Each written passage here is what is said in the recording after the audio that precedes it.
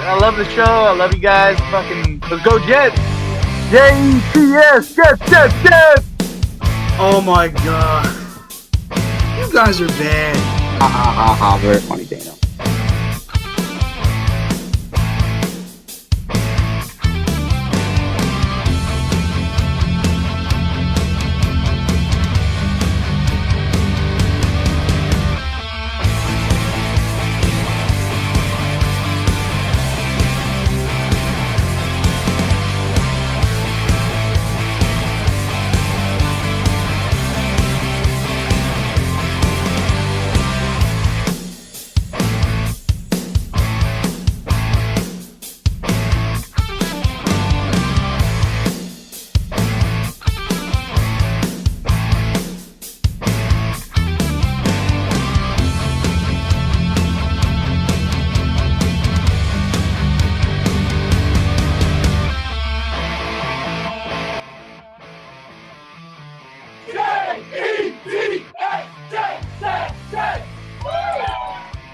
We can't all be beautiful.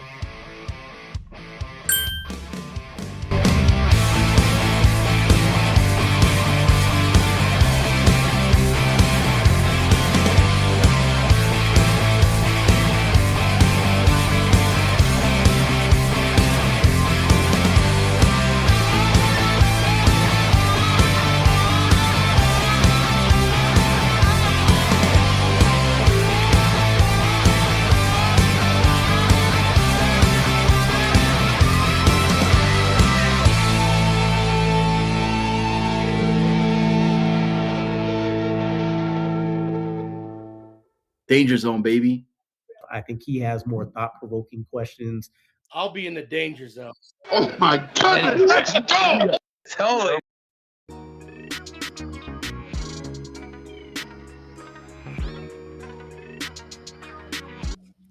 Alright, quit that shit. And why am I so large? Who fucked with my set? I mean, who? Yeah. Boom. Still too big. Boom. Where's my ticker? Murph, what did you do? The hell are you doing around here? Boom. Why is it so... There we go. Alright. Back at it. Here we are, folks. Can you tell I took last Friday off? Shit, it's circling the drain around here. Thank you for tuning in and bearing witness. The danger zone, this swirl in the back. Yeah, that's the drain, man. We're circling it around here. Welcome to the Danger Zone, live here every Friday night and Sundays. Every Friday night for sure, man. You guys, if you're here now, you've probably known that a while. If you're not, then what are you doing, bro? Let me just tweak a thing or two here. My phone's going off. Jeez, what is a circus around here, man? A circus. I love it, man. You got do not disturb on. It doesn't matter, man. Sometimes it just doesn't matter. You know what I got to do, man? It's been a while. It's been a couple weeks actually, because like I said, we were off for last Friday. The Friday before, we had a phenomenal, if you don't mind me saying, episode interview with Matthew from Blackout Sports. Needless to say, bro. Needless to say, my co-host tonight, I have not seen in a while. Did he lose 40 pounds? Did he gain 5% of muscle? We don't know. About to find out alongside y'all. Thank you again if you're here early. Spike the like, whatever. Hit all the buttons, man. That's all. That's all I ask. That's all I ask. All right, baby. Let's bring him in. I would love to talk Knicks. This guy, I don't know how eager he is to do that. We'll have to find out. But without further ado, Wait a minute, get it how you live it. 10 toes in when we standing on business. I'm a big stepper. Oh, my guy. What the hell what's is going up? on? What is going on? I think I have my lighting a little jacked up, but that's okay. Or jack Ooh, down? that's too light, or too dark. I mean, anyway, There you what's go. what's going on, everybody? Oh my God, it's been like a year and a half. It feels like, you know. Um, it was weird how it worked out. Normally, you go on vacation, you think you miss one Friday night. We happened to leave late Friday, fly that, or we got on a plane, flew down to Florida, and then we got back late Friday night the next. So it just didn't work out. Anyway, I am here, ready for that thing. First name latest, last name Murph. Anyway, yeah. So sorry about the 2 week 2 week absence and the 15-minute delay. Of course, 10 minutes before the show starts, one of my really good friends called me and then he wants to I'm like, all right, dude, gotta go. You know how that goes. But anyway, I don't even think this is a Jets show. How about them Knicks, baby? Let's go, dude. Good.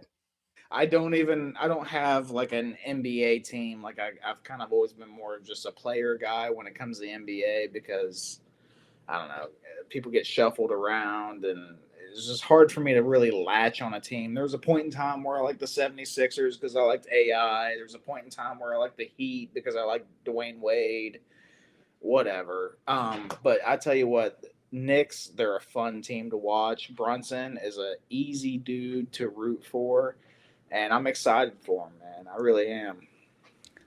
Man, I don't know how much of that last game you saw, but one like instant classic, man. Like, I mean, it's crazy because it felt like watching a Jet game for 99%. Well, okay, let me be fair. For 80% of it, it felt like a Jet game, and then all of a sudden, it wasn't, and it was just crazy to see. I even if you just saw highlights, I mean, I know you got to go to bed early most nights on and throughout the week. Did you see the comeback at all? I did not. I did not. You come on, Dan. The group chat be doing its thing. Me, Dane, and Scott. I was in bed. I had to be at the local Kroger at 4 a.m. every morning. So I was already in bed. Um, I checked it while I was in bed. When you lay down, you plug your phone in, whatever, and I'm like, oh, let me check that real quick. And we were down, like the Knicks were down like 20 some points, and I'm like, oh. I remember I even said something in the group chat. I was like, apparently playing at the Garden means nothing, and I was talking my shit. Um, Not that I was really talking shit, but I was kind of frustrated. I'm not even a fan of the team, and I was frustrated with them. They pulled it out, man, and that's just incredible. Incredible. Like you said, it was a record. Like it was like the biggest deficit overcome in the playoffs or something like that. That is awesome, man. and that just shows that team's got grit. That's why they're fun to watch. That is why they're fun to watch, and I hope that they can get one more out and just take it all. Right. I'm hoping. I think Brunson deserves. He deserves that ring. I think not just him, but Cat, the rest of the team. I think they deserve it. My guy, Deuce McBride. WVU legend. Maybe not a legend, but he was a WVU guy. He played well for us. So it showed. I'm it with showed. you, man. It showed the other night. Fucking Deuce. Can he hit one shot? My God, he has been horrible. What is Brunson's shooting percentage been all the entire finals? You know what I mean? It's fair. It's weird. It's like the team has been off, but they're still figuring it out. Like they still Murph, figure it out. I gotta get. I'm stuck in a section of the chat only because I gotta ask you. Clancy chimes in. He says, "Murph dog." Then Peg chimes in. She says, "Hey Murph man." What's up? I miss you guys. I miss you all. Seriously, I do. Clancy, Peg, Artie, all of you guys, all of you. Hell yeah. But I did have a good time down in Florida. I'm not gonna lie. It was overcast almost the entire time we were down there, but it didn't matter. It didn't. I still got burnt, even though it was overcast. I know we talked about that, Dane. Irish in us, we burn easy, but I tan easy, so I don't know. I'm not super tan, but I did get a little sun. Hell yeah. Let me ask you though, Murph. Good time. It was a first for me. I've never been there. Just to contrast in comments here, Murph dog, Murph man. Do you have a preferred nickname? Really, Murph is the nickname, right? It's part of my last name, Murphy, but you guys started calling me Murph. It just felt easier. There's a ton of Daniels out there. Everybody calls me Daniel, but there's even another there's another Daniel Murphy too. It's like, sheesh. Yeah, and then if I go by Daniel Murphy, then I get all the Mets references, and it's okay, cool, but at the same time, all right, let's have something that's me, and I'll just be Murph, even though my dad was Murph. Whenever whatever, most people last name Murphy. If you're cool, you go by Murph. Artie. I'm guessing that's Artie because there's two of you. Yeah. Anyway, where in Florida? We were in Bradenton. So kind of we flew down to Tampa, St. Pete, that airport.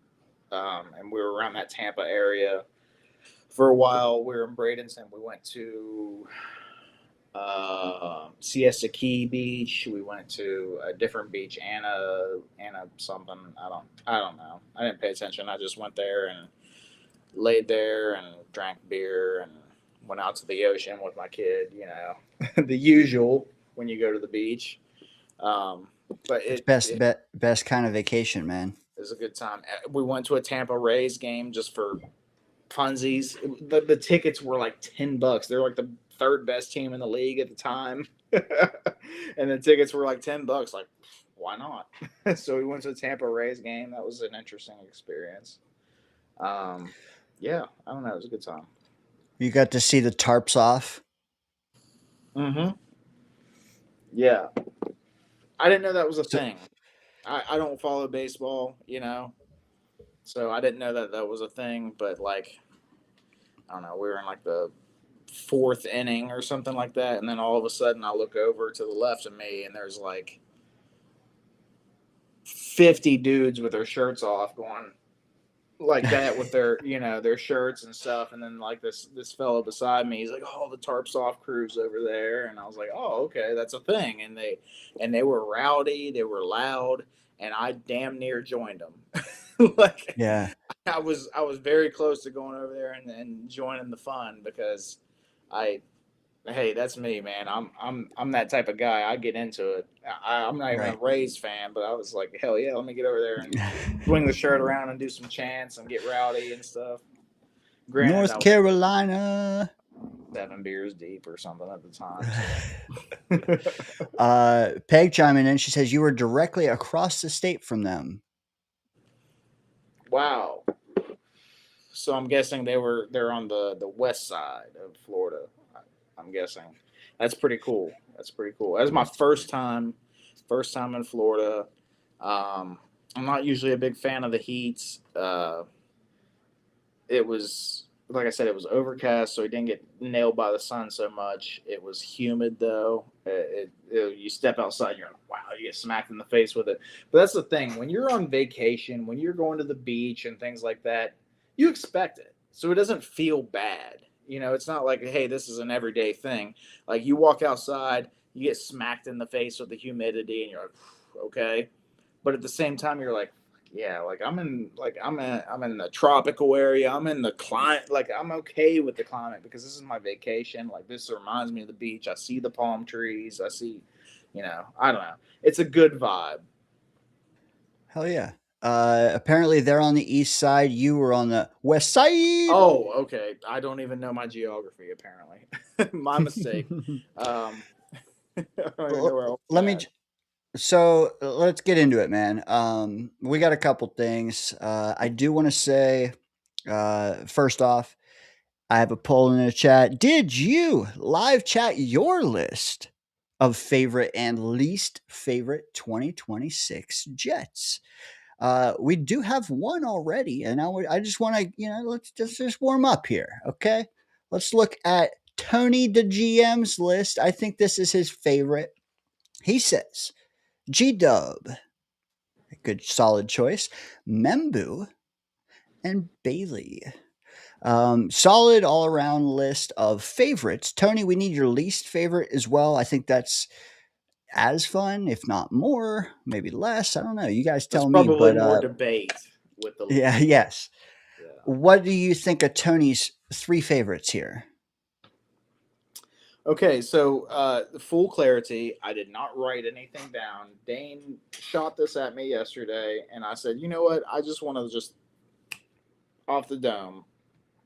I thought about like going through and like looking up past teams, thinking, and just I was like, you know what? I'm just going to go off the dome. It feels more real that way. So that's what I was going to do. But also, I was thinking all time. So if we're going by current team, that does change me up here, and it makes it kind of interesting. It probably brings you more to where we're at.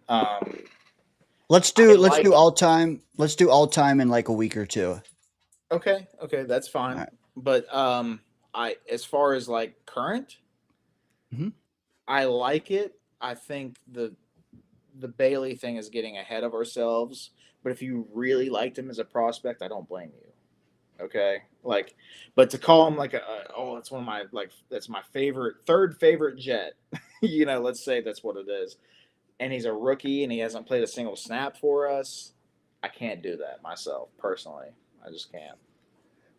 Good list though. It's Tony's list. It is, mind you. Yes, Hey, yes. the first two names on it are totally understandable. Facts, and both those guys have very high ceilings. I would say, just trying to break it down a little bit. If they all reach it, I don't think we'll argue any of them. But yeah, let's get into it, man. Still picking up steam here, but the clock is ticking. I will say, Oscar chimed in. He says he's going to submit his list. Give him 20 minutes. He is driving home. Oscar, be safe out there, man.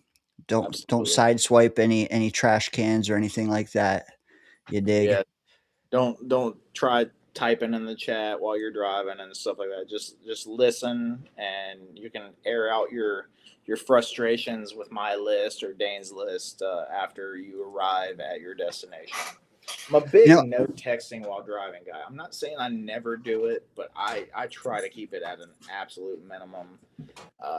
I drive truck for Coke and stuff like that. I just can't imagine like when I'm driving a vehicle that's that big where I could just run somebody over, absolutely demolish another vehicle. I can't fathom the idea of me doing something like that because I was texting and driving. So I really try to avoid it. So drive safe, seriously, and you're still in the danger zone, baby. Like you're always welcome here, and you can air out your frustrations with our lists later. got to throw a Muppet joke in there. So, prepare yourself for a bad one. Oscar, I know that when you get home and submit a list, it will not be trash. Don't be all grouchy about it, Dane. All right. Moving on. Did I trim the beard? You know what? I took about a half an inch off Afram. Thanks for noticing. A whole half an inch, man. That's crazy. They bring up the little half inch of beard that you trimmed off, but I literally, it's gone. Like, other than what's on my face here, like the scruff. Nobody says a word. Hey, it looks far more neatly trimmed than mine, I will say. Yeah, I try to I got to take. try to line it out and everything, make it look okay. I do not. I'm Yeah. going for the Gandalf look, or the You're- Hagrid. I've loved your beard since Dane 1. There you go. Afro, man, attention to detail. That guy, I love it. Artie, I'm sorry. I'll have one for you here in a moment. I'm being honest. I will. Drive safe. Oscar says, Peg, I am with you. Ooh, we got another list before we get into our own. Artie is saying these are his favorite. And I'll just say, first off, looks like they're all offense. Okay. I got you.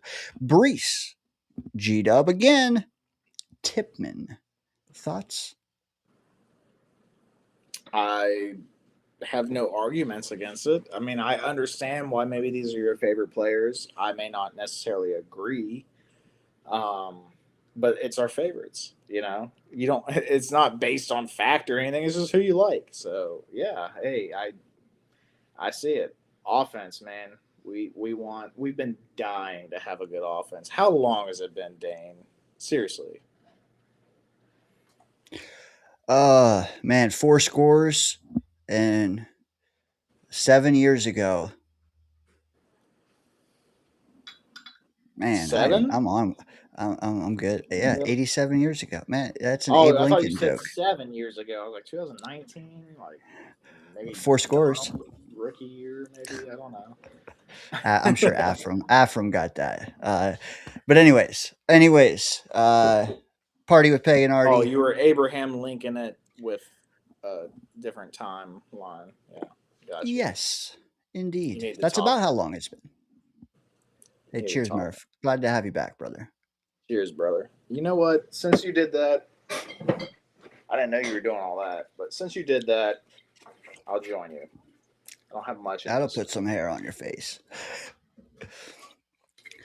Got to actually try the Hawaiian stuff I got for the first time. Yeah. Okay.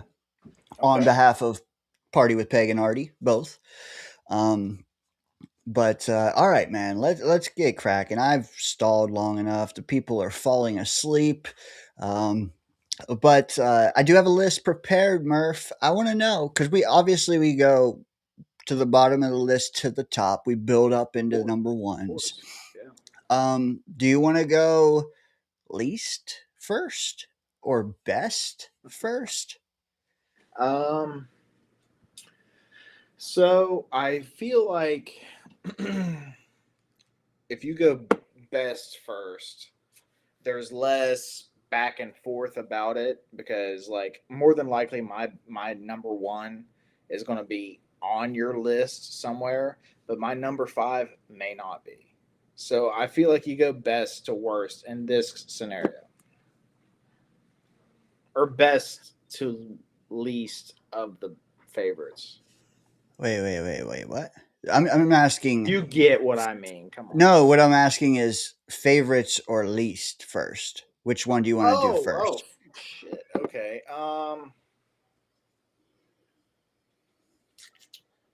Let's go. All right. Let's just get the pessimism out of the way first. Fair. I like it. Got to build. Did I mishear you? You wanted to start at the top of the list and work your way down, or you want to go bottom up?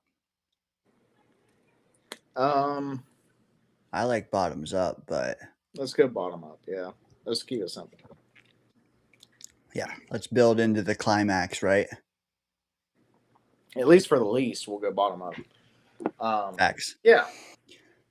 I like it. We got other lists as well. I'm gonna hit, but we got to get this cracking, man. It's Friday night. It's prime time. We've talked minimal Jets. Let's get into it, brother.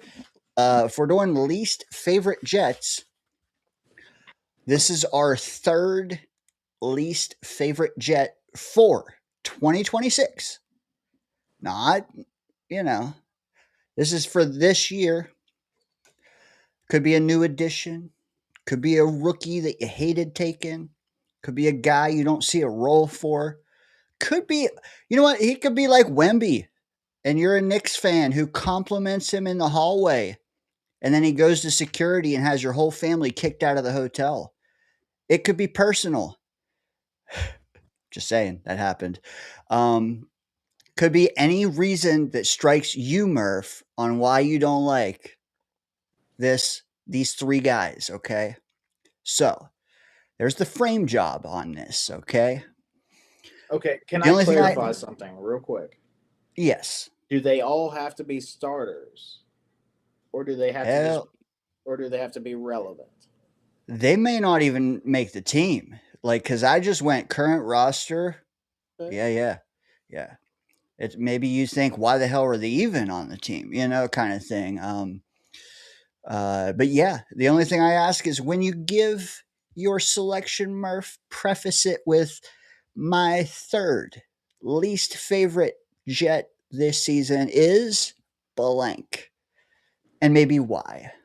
And then the chat can throw tomatoes at you, but at least we have a mini short there if you frame it every time. Do you want to go first? I have my list fully prepared. I'm more than willing to go first if you'd like. I do not have my list prepared, but I am willing to go first. Let's do it. I got the Jets roster pulled up just to kind of refresh my brain. I know one of the guys, and I don't know if this is exactly in the order I want to put it, but one of the guys that I definitely was going to be on this list, and he is a starter. Okay, this is somebody that I would rather replace personally, but I got Josh Myers on there. Now I don't know the guy personally. This isn't a personal thing for me, but to me, this guy is a bum dressed up as a starter. In my opinion, I think that he had maybe a little bit of success at some point in his career, and he has ridden that the rest of the way, even though he doesn't deserve where he's at. I think that if the Jets had done more over the offseason on the offensive line, he would not be starting.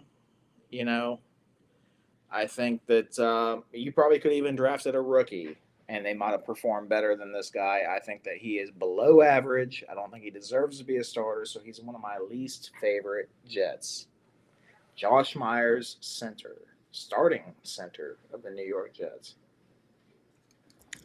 I like it. Josh Myers, least favorite number 3 for old Murphy.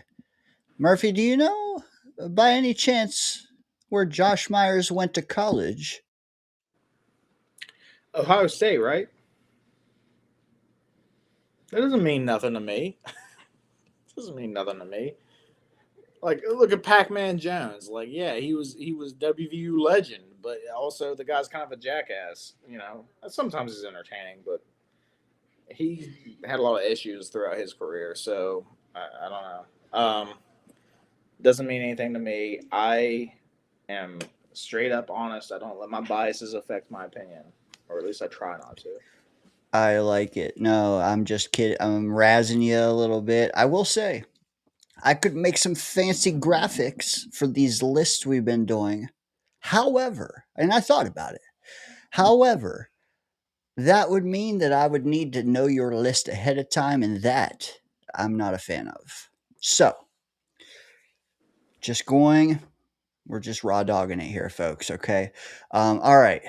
Without further ado, my number 3 least favorite Jet for the 2026 season is Jamian Sherwood.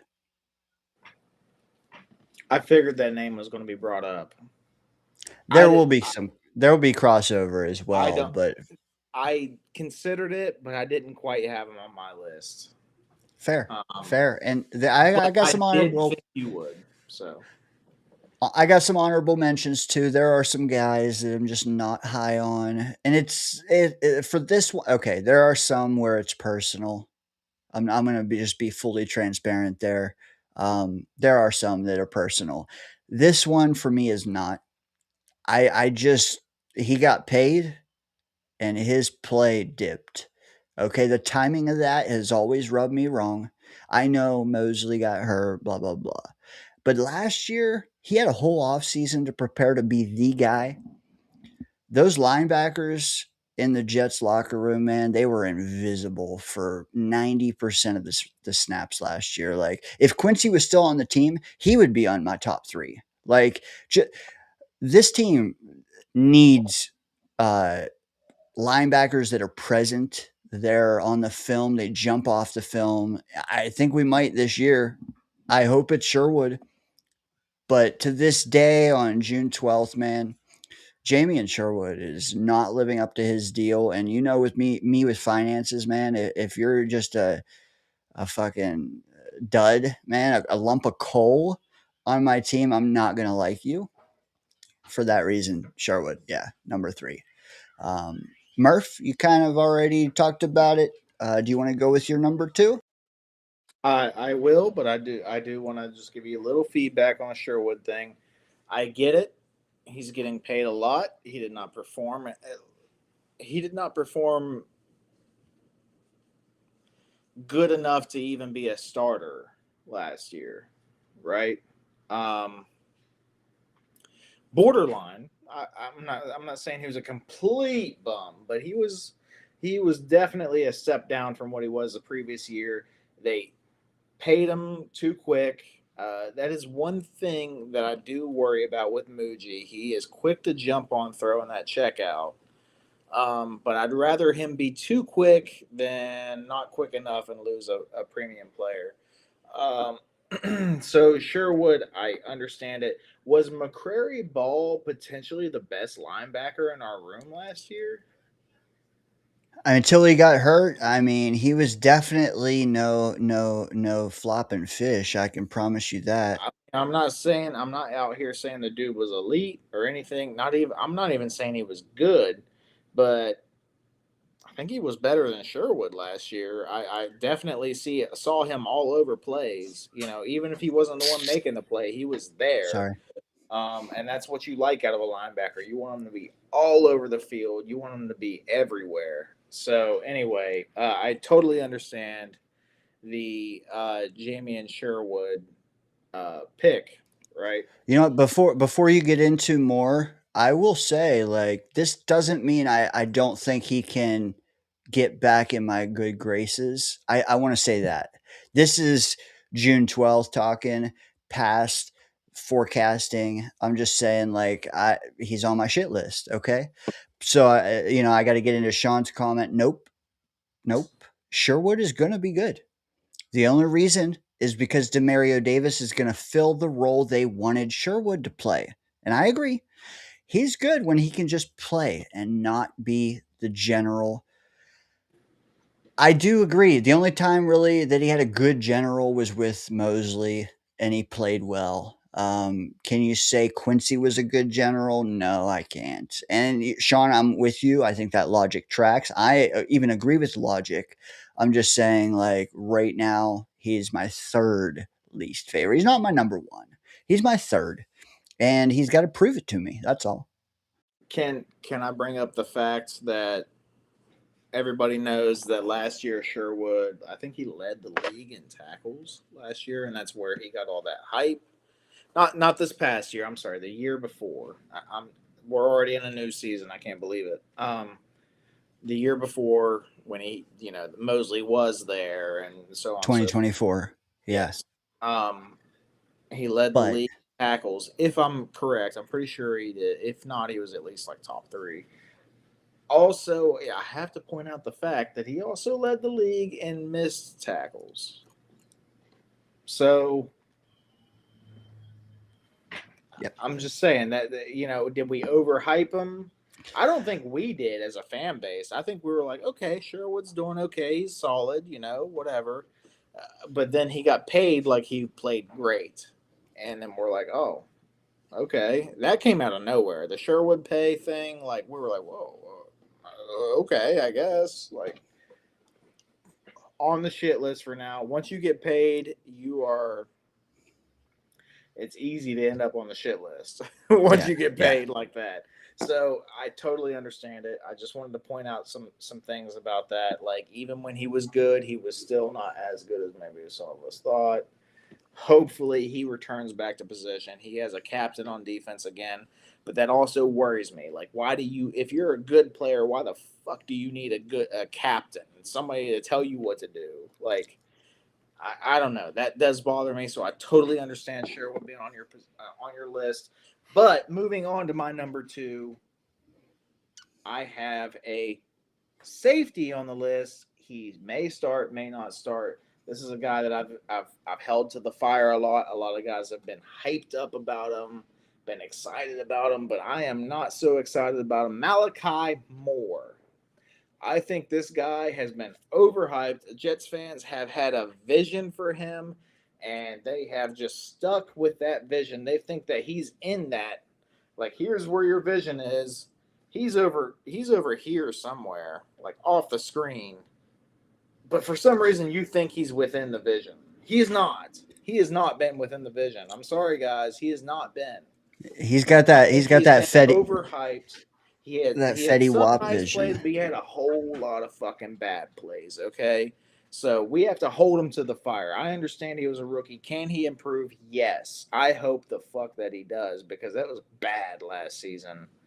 But I'm not relying on it. Sign some safeties, draft some safeties, whatever you got to do. I'm not relying on Malachi Moore. He is one of my least favorite Jets on this team. And also, like, what did he play? Like 4 or 5 years in college, and then was drafted. Like, it's interesting. I'm not willing to put him that high on my least favorite. I'm with Sean here. He says I still have hope for him. I do as well. He's not on my shit list yet because, man, that secondary last year, man, I'd just throw them all in a blender and just turn it on high. But I respect the choice by you to be your number 2 least favorite. Maybe another safety will appear on this list. We'll have to wait and see. Don't you dare. But that thong song, we'll see. We'll see. For me, I am sticking with the secondary. Okay, but it's not going to be who I just teased. It's not. It's not going to be a guy who no longer plays on the team. Obviously, for me, I'm shooting right at the top, and I got my AK ready for this guy. Like Brandon Stevens, my least favorite Jet, number 2 for this season. Brandon Stevens could not even play well when Sauce Gardner was on this team. Okay. Maybe he analytically played well at times last season. I watched the game, man, and my eyes said he did not play well. Okay. Not for the whole totality of last year. I wanted to draft a corner high this year because I don't believe in this guy. We didn't. Okay. He's still our CB1. That pains me to say, man. It pains me to say. This is probably his final year with us. If he plays even mid, he would have to play great to get that 3rd year. I don't see him playing great. I think that this is his last 17 games and we can just be done with it. But the fact that they went and got this guy immediately at the start of their regime and he played like that, it's got me scratching my head. I hope to God he proves me wrong. But right now, he is on my shit list, number 2 overall. Okay. So you had to know that there's going to be some bite back here, right? Brandon Stevens to me would be a fine CB2. Brandon Stevens to me is DJ Reed with slightly worse coverage skills. He is a dog like DJ Reed was. DJ Reed was known for being a good tackler, things like that. That is something that you can not deny. Brandon Stevens was up in there. He was getting up in there, man. Like, he would hit guys. He would do the thing. He was not afraid to tackle. He was not afraid to be a player in the run game. A lot of corners are just like, not my job. You know what I mean? Brandon Stevens said, no, I'm up in there. So that I can't make him one of my least favorite players with that. I understand he got cooked from time to time. A cornerback 2 should get cooked from time to time. That's why they're a cornerback 2, not a 1. He got cooked in Baltimore. It happens. Hey, it happens, you know. You got guys like Lamar out there, whatever. Like, it happens. I'm not saying the guy's a great corner. I'm not. Trust me, I'm really not. Would I prefer an upgrade over him? Yes, I would. I don't think he's horrible, though. I think the guy is a borderline starter. He's a guy that, you know, if he's your CB2, you're not in the worst shape of your life.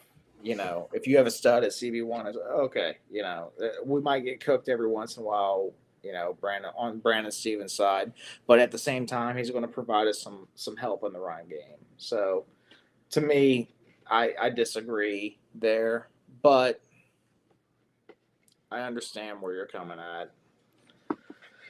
I don't know. Moving on to Number my one. third, my number one least favorite Jet, and I'm just kind of double checking myself here.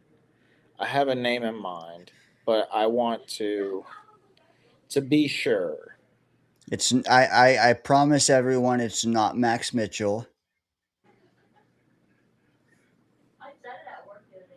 It's not Xavier Newman.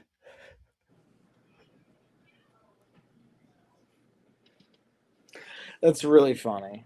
That is honestly, yeah, that's really funny. Because my number one actually is Max Mitchell. That was the name I had in mind. I double checked myself and looked over the roster to make sure there wasn't somebody else that stood out more to me. But a guy that I just absolutely hate seeing play. And he's got way more time than I really would prefer, or I imagine any of us would prefer. And he started all over the place. And it's like, great, you have versatility. That doesn't mean you're good, though. Like, you're versatile. That's the thing about versatility is like if you can play the position and play it like okay. He doesn't play any position okay. Not even his normal first right tackle or whatever the hell he was drafted to be. Like, he had like 1 or 2 good games, and it's like, I don't know, any 300-pound dude that's 6'5" can accidentally have a good game, you know, if they're not rushing a lot of guys at him, or he's playing like the backup edge on that side or something. I just, Max Mitchell is not good, and for some reason we keep him around, and he keeps somehow starting games. And I know, like, injuries and shit, but it's like, God, anybody but him. Even if they fail, it's like, okay, well, that's the same thing that he would have done. So, Yeah. I don't know. That is somebody that I have not liked on this team for a long time. Is it sub Jag level play? On a good day, it's Jag. I just, to me, it's below Jag level play. Like, just another guy. Yeah, you put him out there when you need a body, and that's it. You can't count on him, you know. You better put a tight end over there chipping or something, because he's very likely not going to have a good game if he's on the as a tackle. As a guard, he's going to get pushed around a lot. You better hope you're throwing well that game, because your running offense on that side is probably not going to do very well. I'm not a fan of Max Mitchell. Afram chimes in. He says, I agree with Murph. He's been on this team long enough and hasn't improved. Honestly, I think the only reason he's coming back this year is because he showed jag level play when we did our jumbo packages in goal line. He was the sixth tackle or the sixth O lineman, and he did okay there. But like, bro, can we turn over that whole backup O lineman room? Some of these guys have been with the team like damn near the entire Sala era, and I feel like Max is one of them. Sean chimes in as well and he says, Max does suck. You are right, Murph. And I agree. Dude, I was joking because I thought you were a Max Mitchell guy. And then I realized it was Xavier Newman. My bad if I spoiled your selection. But Yeah, I thought I it will was say, funny when the first guy you mentioned, it was the guy that I had in my head, and I was like scrolling I was double checking myself on the roster, and I was like, "There's got to be somebody else." Like I don't, like don't get me wrong, like I'm not for Max Mitchell at all, but I was like, I feel like there's somebody else worse, and I was looking, I'm like, no, there's nobody worse on this team, nobody that I hate being on this team contributing more than Max Mitchell right now. And that includes like the first two guys that I mentioned. Like I want Malachi Moore playing safety more than I want Max Mitchell playing tackle. It's bad.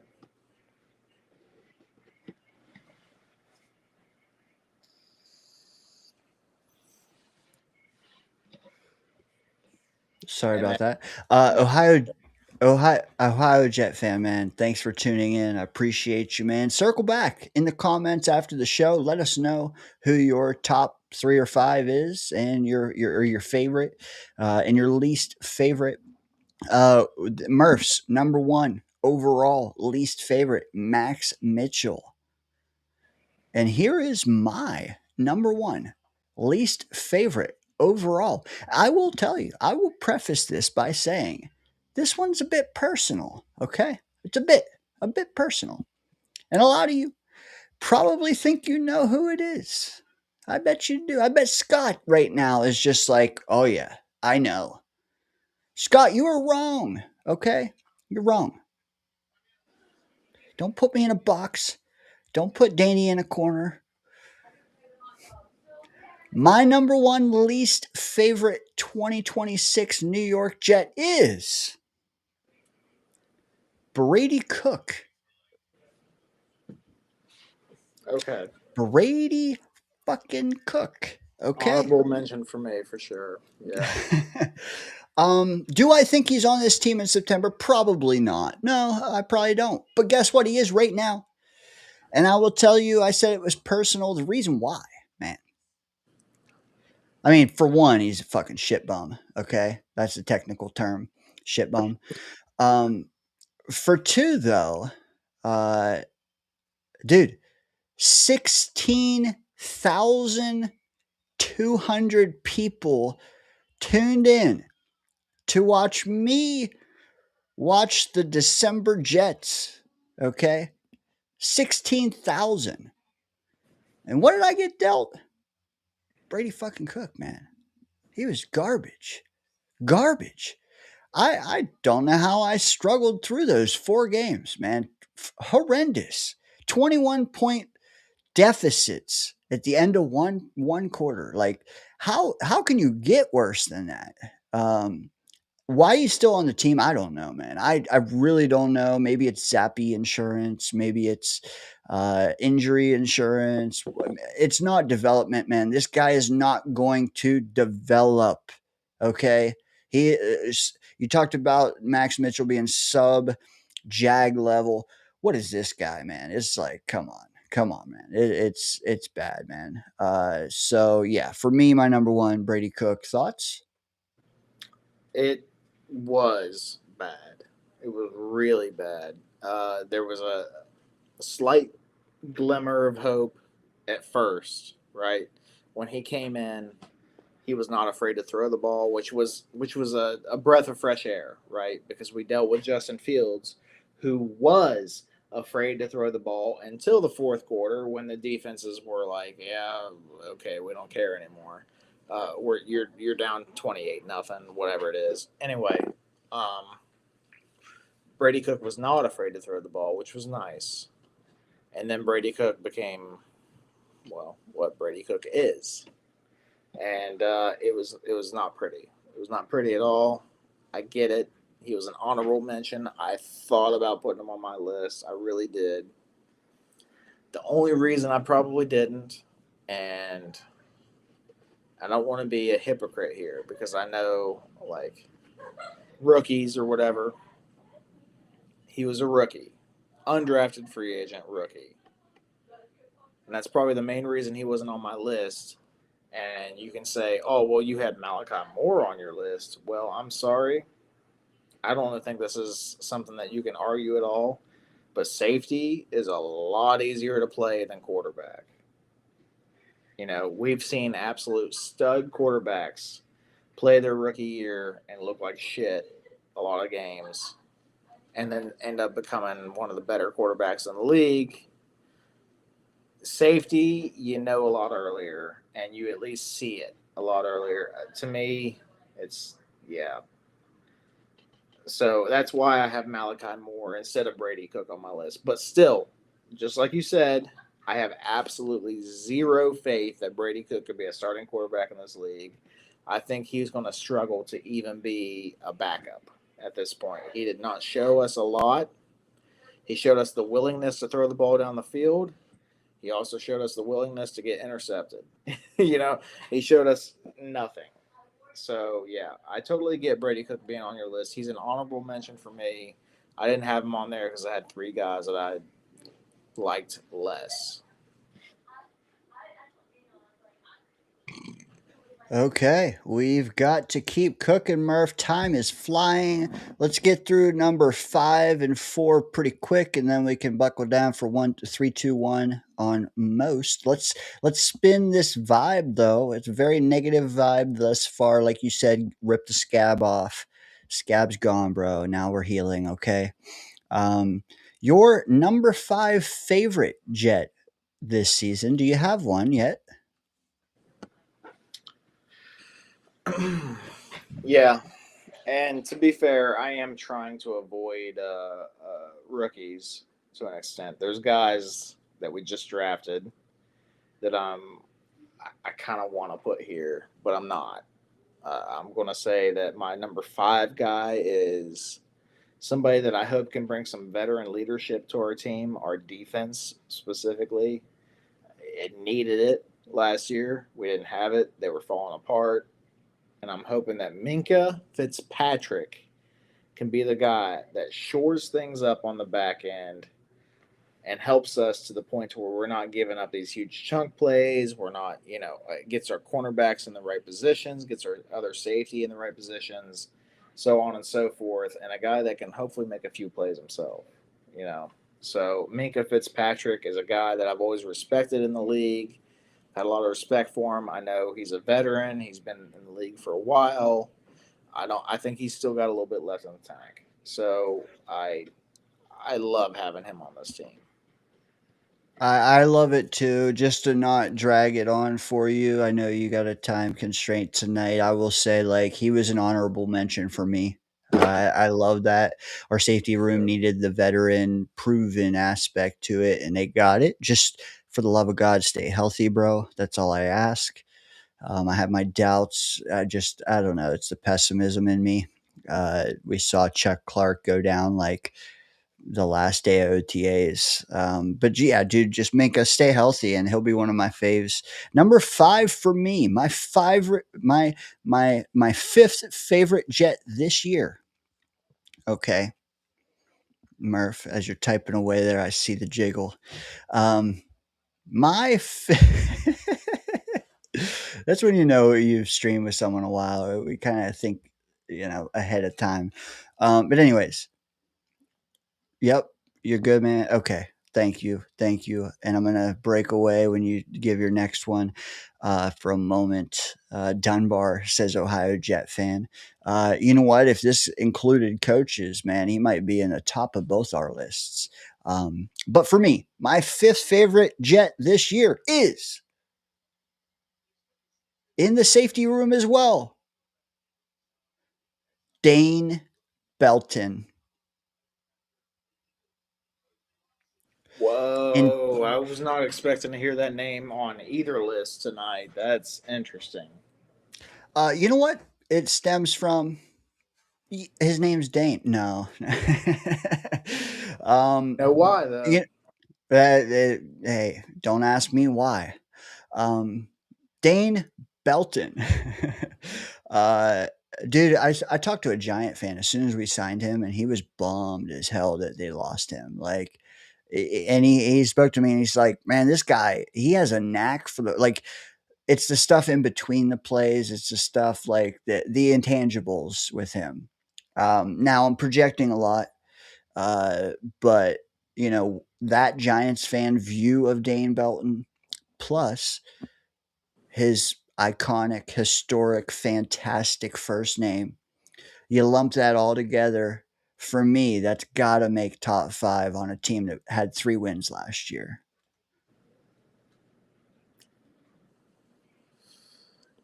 It's got to help.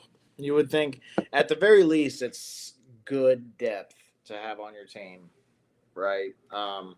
But at the very best, it could be an absolute playmaker on your back end, right?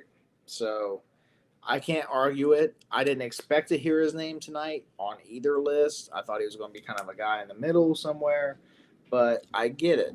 I do. He's a young guy, a guy that has been known to be able to make plays before, um, and he's in the mix. He's got a chance. He's got a chance to be a dog for us. So I And get. one year, 4 million. Like it's kind of like Cisco, but half price. But also like, dude, and honestly, Cisco, like I joked about him in the past, but like I'm higher on him than most this year. Everyone wants to flush him like a turd. Dude, we brought him back for nothing, man. I'm willing to see it play out between him and Belton. Give me one guy that can come in and spark the team. I like Belton. Anybody But but Mel. anyways, anybody, yes, indeed. And I actually trust Belton more than Moore as well. So I'm with you, Murph. Can that change? Of course, but here in June 12th, and again, we're talking about this in June, before training camp, all that. That's where I lay. All right, Murph, your number 4. You have the mic, sir. Be right back. Okay. So I'm very much trying to avoid rookies, but it might happen. I might end up throwing one on here, but not yet. Not yet. For me, my number 4 favorite Jet on the team, and this is a new guy. This is somebody that's not a veteran to the Jets, but this is a guy that we brought in this offseason. And I think he's going to make a tremendous impact. Now, I do worry maybe some off the field issues may pop up. I hope not. But this is a guy, I mean, if you want to have a good defense, one of the first things you need to do is stop the run. I understand it's a passing league, but if you at least rule out one of those phases, then you can focus on the other. So one of the guys that's going to help rule out one of those phases is Tavondre Sweat, defensive tackle. We traded for him to Tennessee, he came from Tennessee, is what I mean. And I think that's a guy that's really it may not show up. Like you're not going to look at the stats and be like, oh man, he was crucial to our team. But it's going to be one of those things that just kind of lies in between the lines. Like one of those guys that makes an impact, but you don't realize it because he's not making the stats necessarily. And the only stat you're going to see that he contributes to is like, oh, they were 7th best team against the run this year on defense. And you're going to be like, wow, why are they so good against the run on defense?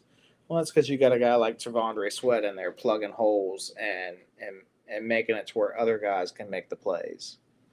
So fourth fourth most liked player on the team right now. Fifth or fourth. Who's your fifth?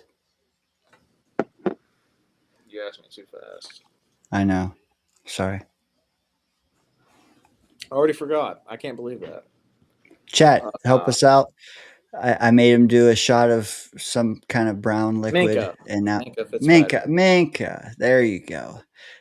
Sorry, that's my bad. I should be posting it in the chat. There's too much going on, but You did. yeah. So you got Minka 5. I go Belton 5. You go Sweat 4, who for me was I toyed with a while, man. I did. It's just that like he washed out with Briggs for me, you know. Um, he washed out with Briggs. If it was just one of those guys, then that remaining guy would probably be 1 or 2 for me. But the fact that we have both, it kind of divides my loyalty there. But I love Briggs, especially at the price. And I love Sweat as well. So kudos to you, Murph, for giving him his roses, as they say, his moment in the sun here on June 12th in the Danger Zone. I'm sure this news will get back to him. You know how it goes. All right, for me, my number 4. My dog needs the camera time, by the way. Heard me go pee and just needed to be involved in the action. My 4th favorite New York Jet heading into this year, this current roster in June, is a guy I own a jersey of. Who is it? He's on the offensive line. He's heralded from the Midwest like me. Still ain't got it. He has he's like me if I put my hat on backwards and walk backwards. Because he has a flowing lock down the back of his neck. He is the one, the only. Joe Tipman. Someone else had him on their list tonight. I saw that. I agree. Joe Tipman, for me, versatile as hell. He's got that country strong farm boy in him. I think he's a linchpin on this O-line. Without taking too long, Murph, my number 4, Joe Tipman. Hey, totally understand it. Fan favorite type of guy. People love the flow. People love the just drive to be good, right? He wanted to be a center. He wanted to call the format or the offensive line protections, things like that. Like he wanted to do all that, even though it seems like he plays a little better at guard and the way things worked out. We got Myers, but whatever. I get it. I totally get it. He is not actually on my list though. For number 3, I really badly. I'm just gonna be straight up with you guys here. And gals. I really badly wanted to put like D'Angelo Pons on here. I even thought about Omar Cooper, right? Like, there's some rookies that I like that are on this team, but I'm not doing it. I'm going to stick with what I said initially. I'm not putting any rookies on here because I have no idea what's going to happen with those guys. So my number 3 is Mason Taylor, tight end. And I know we drafted another tight end in the first round. And I know that I have been maybe hard on Mason Taylor in the past. I don't want to say that I've been hard. I don't think the guy is like a true stud number 1 tight end. I don't think he is. That doesn't mean he's not good. That doesn't mean he's not good at football. That doesn't mean he's not good at his position.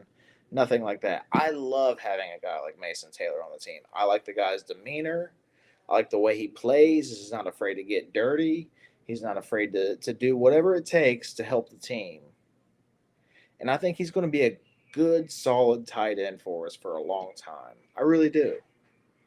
I don't know if he'll be our number 1 guy. I don't know if he'll be our number 1 like pass catching option at tight end. But I think he's going to be a guy that stays with us for a long time, and he's going to do everything that we need him to do without complaints. Easy guy to root for. Number 3 favorite on the team right now. Would you say it's safe to not give him a nickname of Empty? Relax. Relax. We are not going there yet. Well, let's give MT to Sherwood, who, as you said, missed a whole bunch of tackles. How about that? Makes All sense. right. All right. I love it. Dude, again, in the interest of time, let's keep going. But I'm with you, man. Mason Taylor was up there for me as well. Not in my top 5. But I have a guy that it won't shock you. It'll shock some if you haven't been around these parts.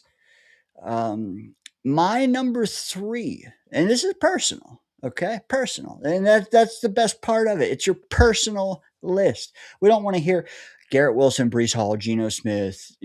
Like, come on, man. Add some flair to it, right? Here's some flair. Actually, there's flair in my top 3. But my 3rd favorite Jet this season, ding, Isaiah Davis. Isaiah Davis. What? Our 3rd string running back? I didn't say he's my top 5 best player on the team. I didn't say that. Okay. Although, well, yeah, I didn't say that. No. But my favorite number 3, Isaiah Davis. But bro's cooking 5.5 yards a carry in 2 years. Okay, yeah, small sample size. Okay, I get it. The bro also kick returns when he has to, 30 yards a return. He can catch the ball out of the backfield. Guess what, Braylon Allen? Isaiah Davis can stay healthy as well. Guess what, Brees Hall? Isaiah Davis doesn't have shit bum games. That's the technical term again. He doesn't have Twitter, as Hayes shouted from the next room. He doesn't give emo tweets. Okay. He also doesn't cost $15 million a year. So for all those reasons, including the fact that I just like the kid, he's a good kid. He's cheap, and he's produced. Isaiah Davis, my number 3. I should have known that money would play a factor in there somewhere. I get it. Easy kid to root for. When he's on the field, it seems like he always produces, right? So I understand that. Having him as your top 5 favorite Jets on the team currently seems, I mean, seems a bit much, but at the same time, okay. That kind of shows you what we're working with here. I'm going to go. Moving on to my number 2, I believe now. Austin McNamara. No, I'm just kidding. I did consider that though. I really did. I really did. My number 2 favorite player on the team is a guy that is fairly new, but a guy that I was very excited about us drafting. We did not draft him recent like this past draft, but the one before, Armand Membu. If you remember correctly, I was excited about it. I thought he was a dog. I thought he was the type of guy we needed on the offensive line. That's the guy that you need there, man. He is already, I think, our best, and we have a good offensive line group. Let me clarify this. I think we have a top 10 unit in the league, offensive line. It's probably my favorite unit on the team. I think he is the best of the bunch. And that says a lot to me. And he plays tackle, which is an important position. So to me, Armand Membu is one of my favorite Jets. I like his demeanor. I like the way he plays. And I hope he's a stud for us for a freaking long time. Is it fair to say he's made you forget about Morgan Moses? Who? Yeah, I know did you like too. Morgan Moses. To be fair, I did like Morgan Moses, but there's levels to this shit. And Mimbu, like Moses, is like a guy that's always going to keep you right here, which is solid. Mimbu is a guy that can get you way up here. I like it. Ohio Jet fan chimed in. He says Membu will be nasty this year. Agreed. Agreed. I love it. Can't critique it one bit. That was your number 2. I like it. I will remember you said this, Murph, when he gets an all pro nod, because I do think that's in his future. You want to All right. remember it? Well played. Spike the like button if you enjoy our terrible jokes. Because you will get a bountiful of them around here on Friday nights, which is my favorite part. Me too. You know what else is funny, man? You teased my number 2 favorite Jet for the 2026 season, a guy by the name of Austin McNamara. I should have known. I should have That known. dude can boom 'em. The fact that I wasn't doing it, I should have known that you were going to. Damn straight. Dude, how could you not? Dude, if you watched the 2025 season, that guy should have been your first overall. And for me, like, could it have been a flash in the pan? Yes. But I don't think it is. I don't. I don't think it's just Banjo either. I did not like. I know Hayes was a big proponent of Thomas Morstead. I was as well. I think we all loved him. I don't think any of us were prepared for a world where that guy would be let walk and then the game started playing and you almost didn't even realize or you didn't miss him. Like that's what happened. Like with the Morgan Moses to Membu. I was up in arms. We should have kept Morgan Moses. Why we let him go? We could have drafted something else. And then all of a sudden the game started playing. And it's like, okay, I see it. Same thing with punter, man. So that's kind of ironic that we both went to, you know, that route. Anyways, like successors to incumbents that we liked. That's kind of where we both landed with our 2 overall guys. But yeah, I love the trajectory of this kid, and that's not a punning pun, but it could be.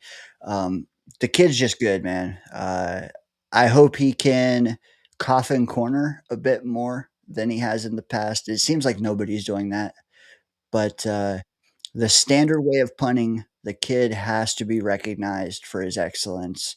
If he continues doing it, I believe he will.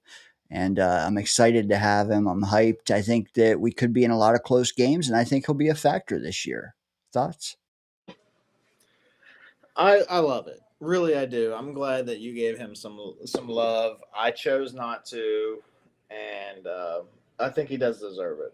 I think it's rare, and okay, to be fair, there's maybe one punter in the Hall of Fame ever, I think, and so maybe I'm being a little what do you say, facetious or what? I don't know.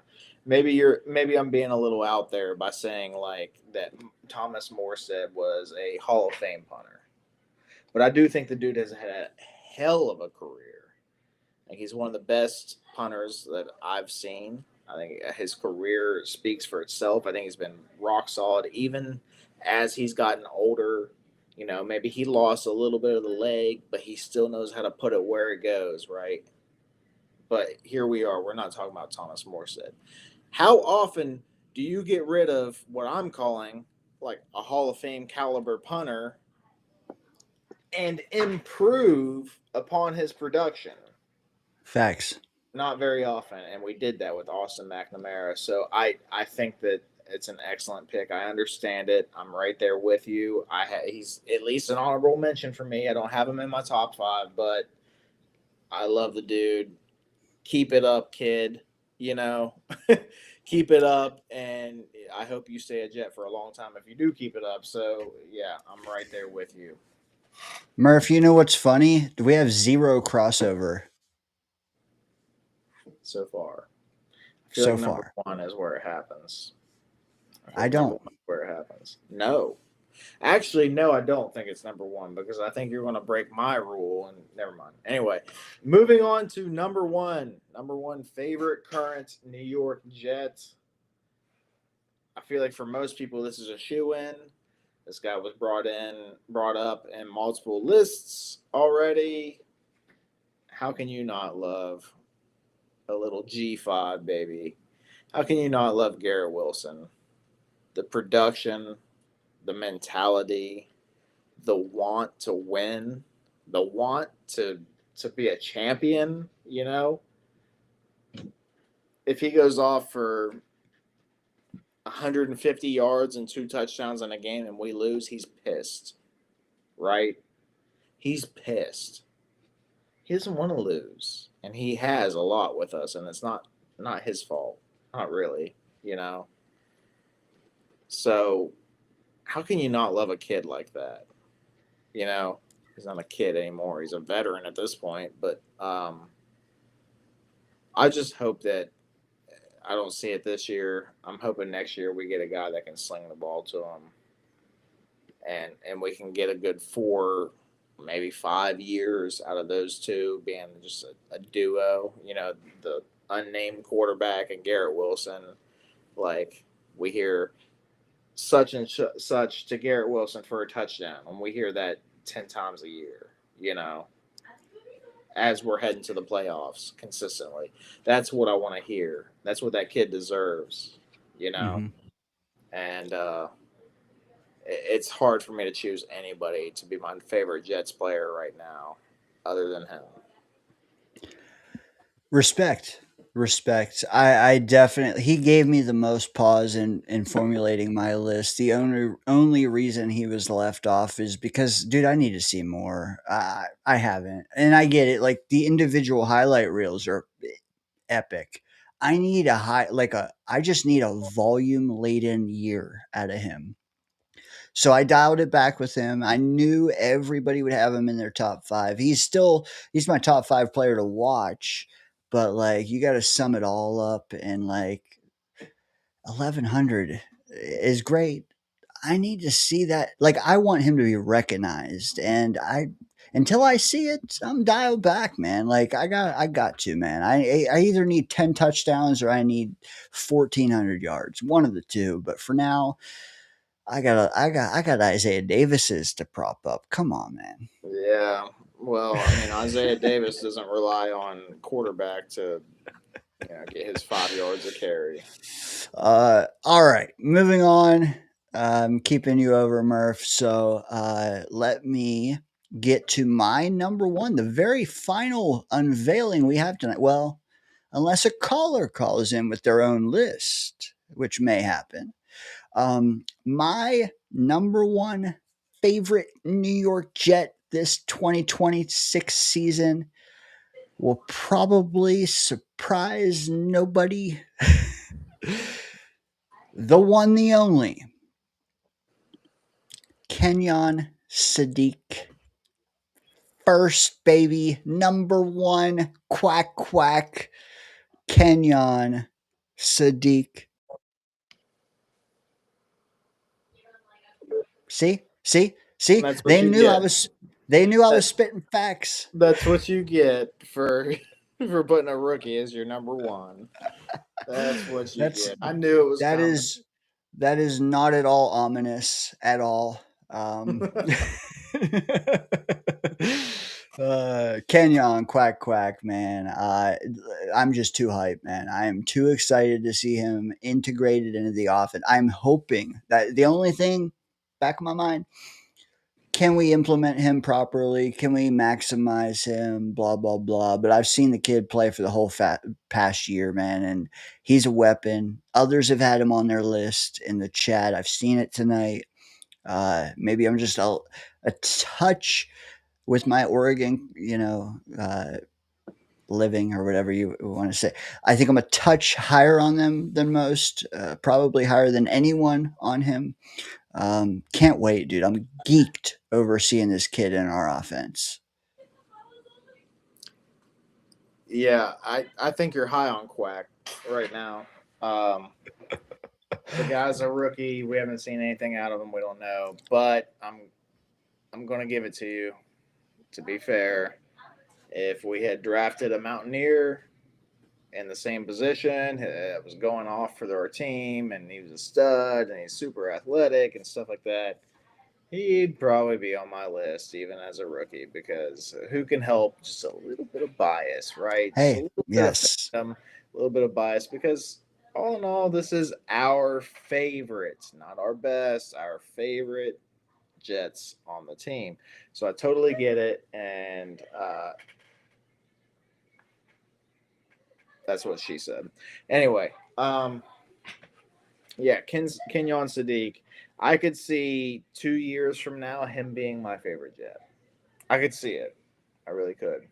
If the dude goes off and is what his potential is, you know, we already know he's a good kid, right? We already know like he interviews well, he speaks well, things like that.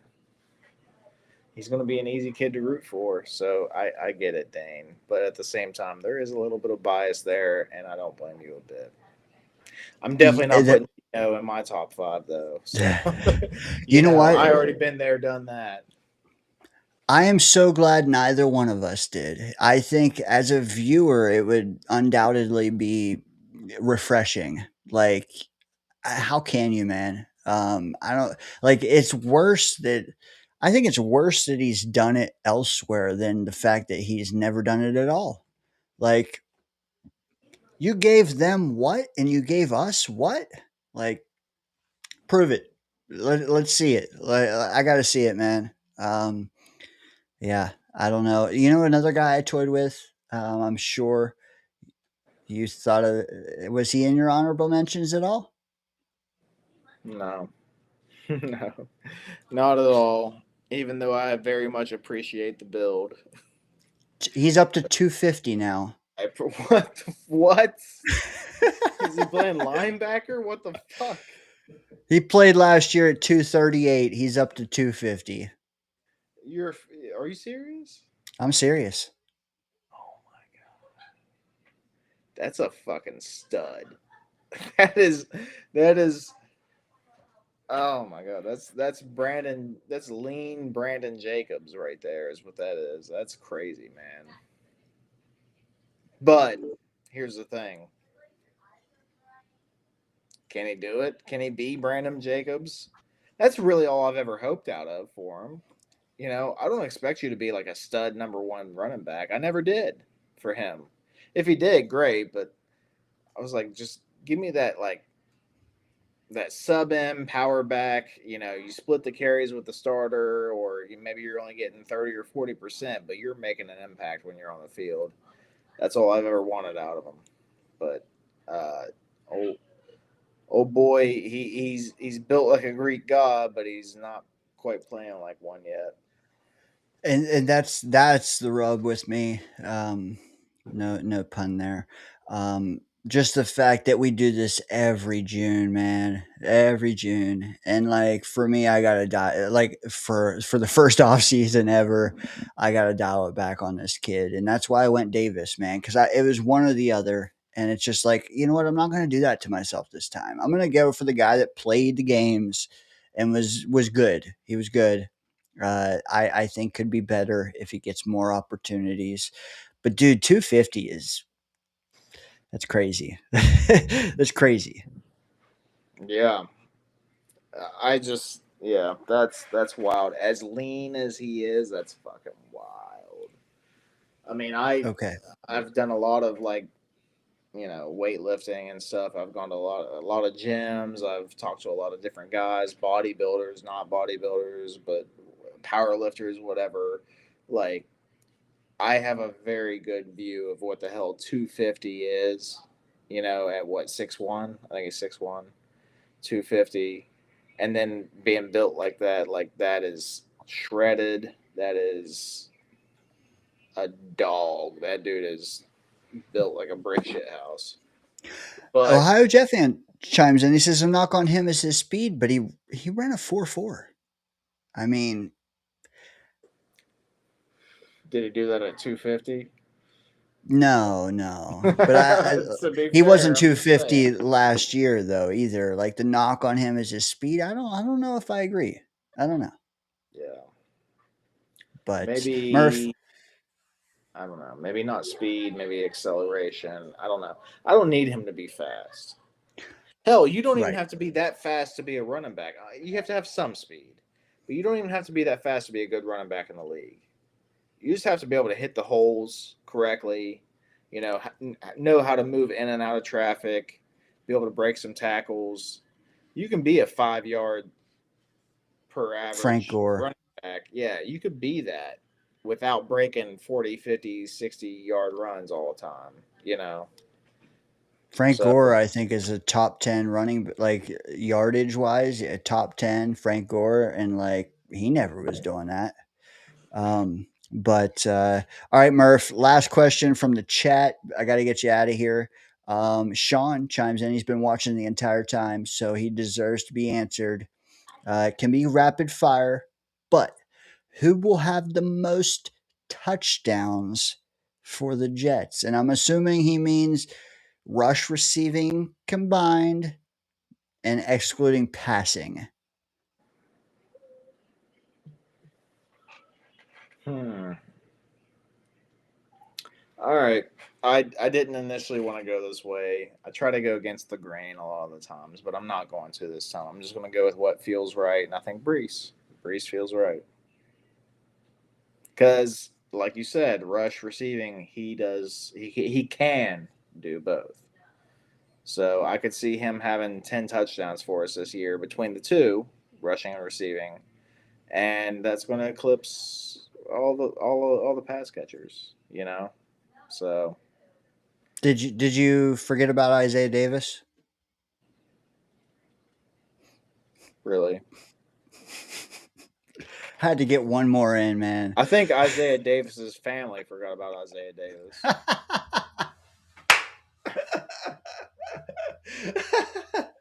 I haven't. I haven't. And guys and gals, that's just what shows you Dane is dedicated. He's dedicated to this team. He is a diehard. Absolutely. He is still on that Isaiah Davis train no matter what. So, hell yeah. Shoot, The shoot. Dane train. All right, Murph. Go have fun with your family, man. I know it's been a long week, a hard week. Dude, go enjoy it, right? Hopefully we pre-gamed here and be gone. It's all you, man. Be Any gone. any final thoughts? Oh no! Hey, it was good to be back. Right, it was. It was good to see everybody in the chat. Chat's popping tonight. That's great. I love seeing it. Thank you guys for all coming in, hanging out with us, and can't wait to do it again. Hey, love it, man. Have a good night, Murph. Hey, spike the like on your way out. Later, man.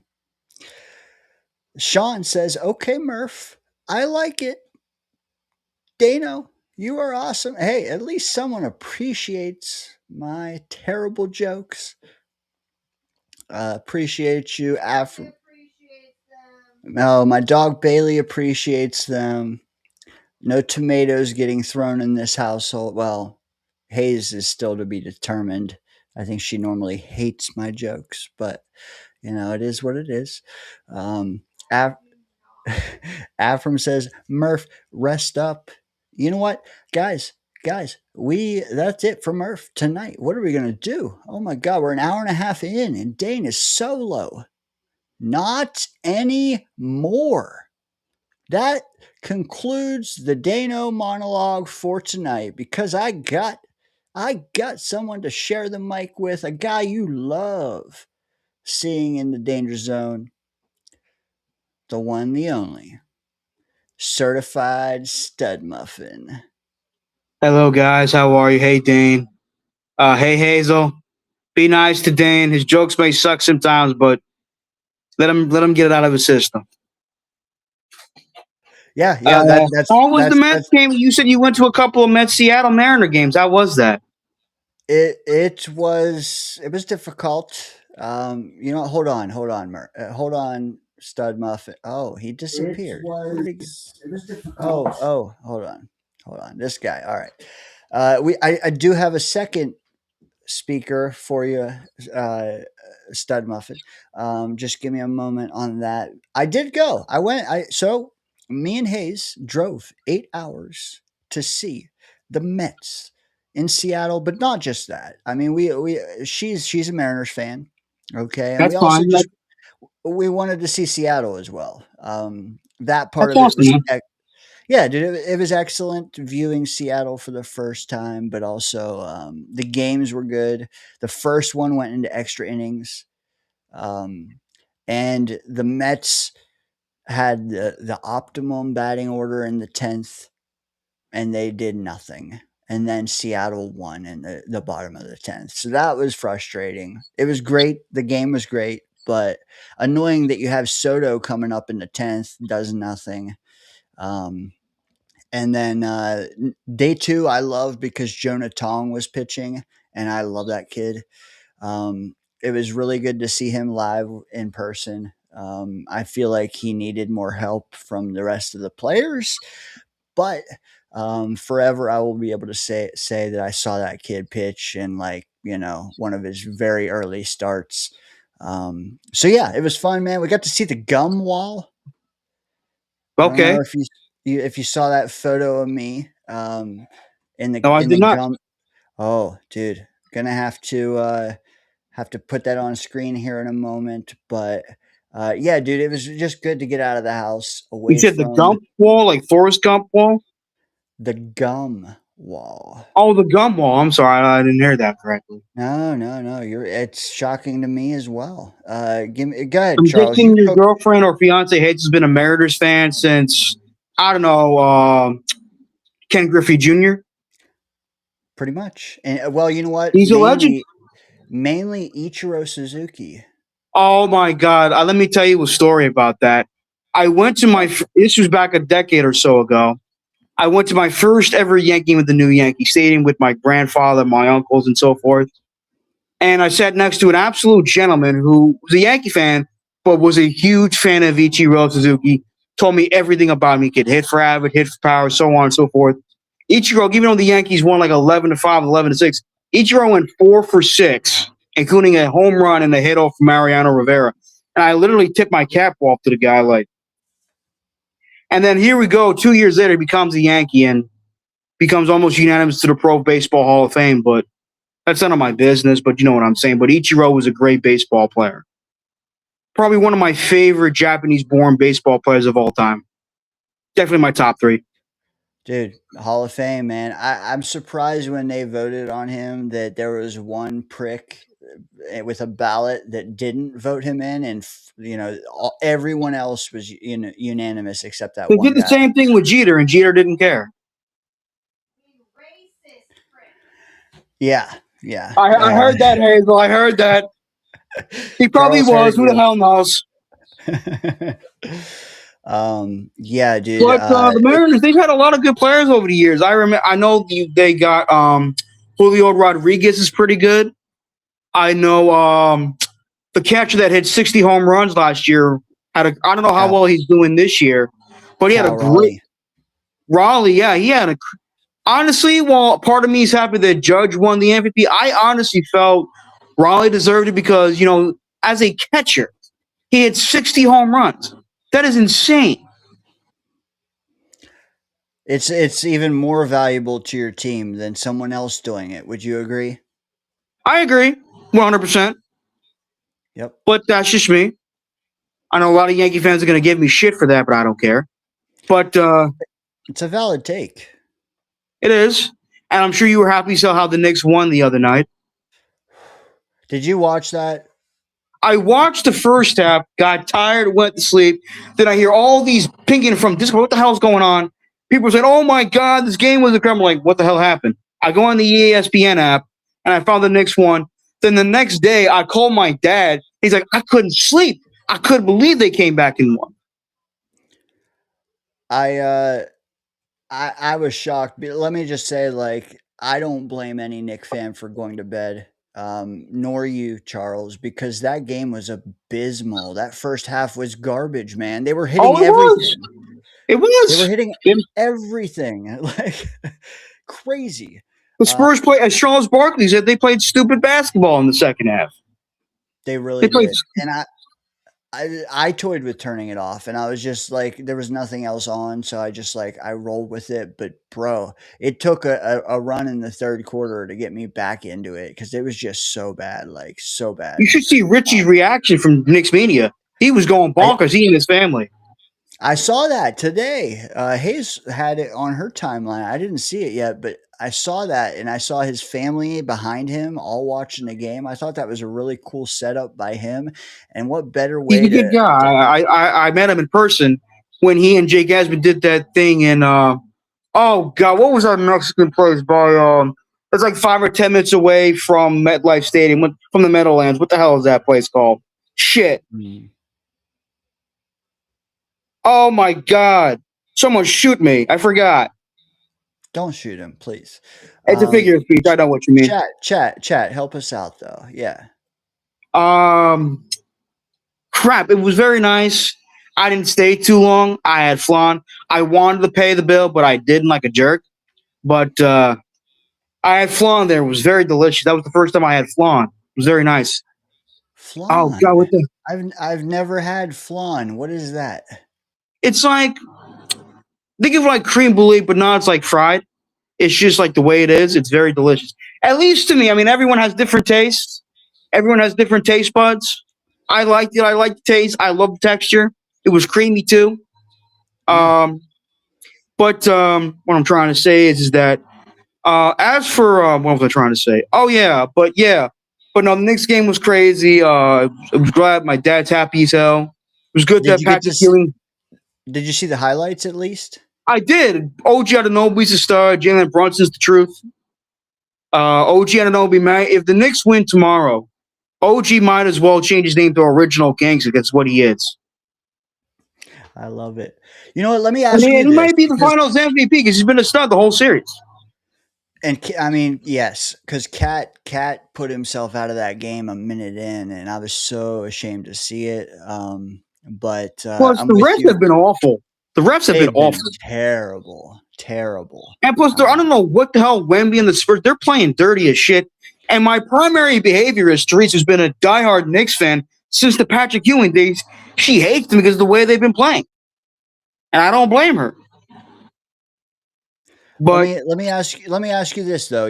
So I asked someone else this today, and they gave me one answer, and then I realized, you know what? Probably not great to ask them because they're out of market, and why the hell would they care? But you, being in market, New York Knicks market, I want to ask you this: would you rather see them win in Game 6 since they're at home, or do you care and just win when you can?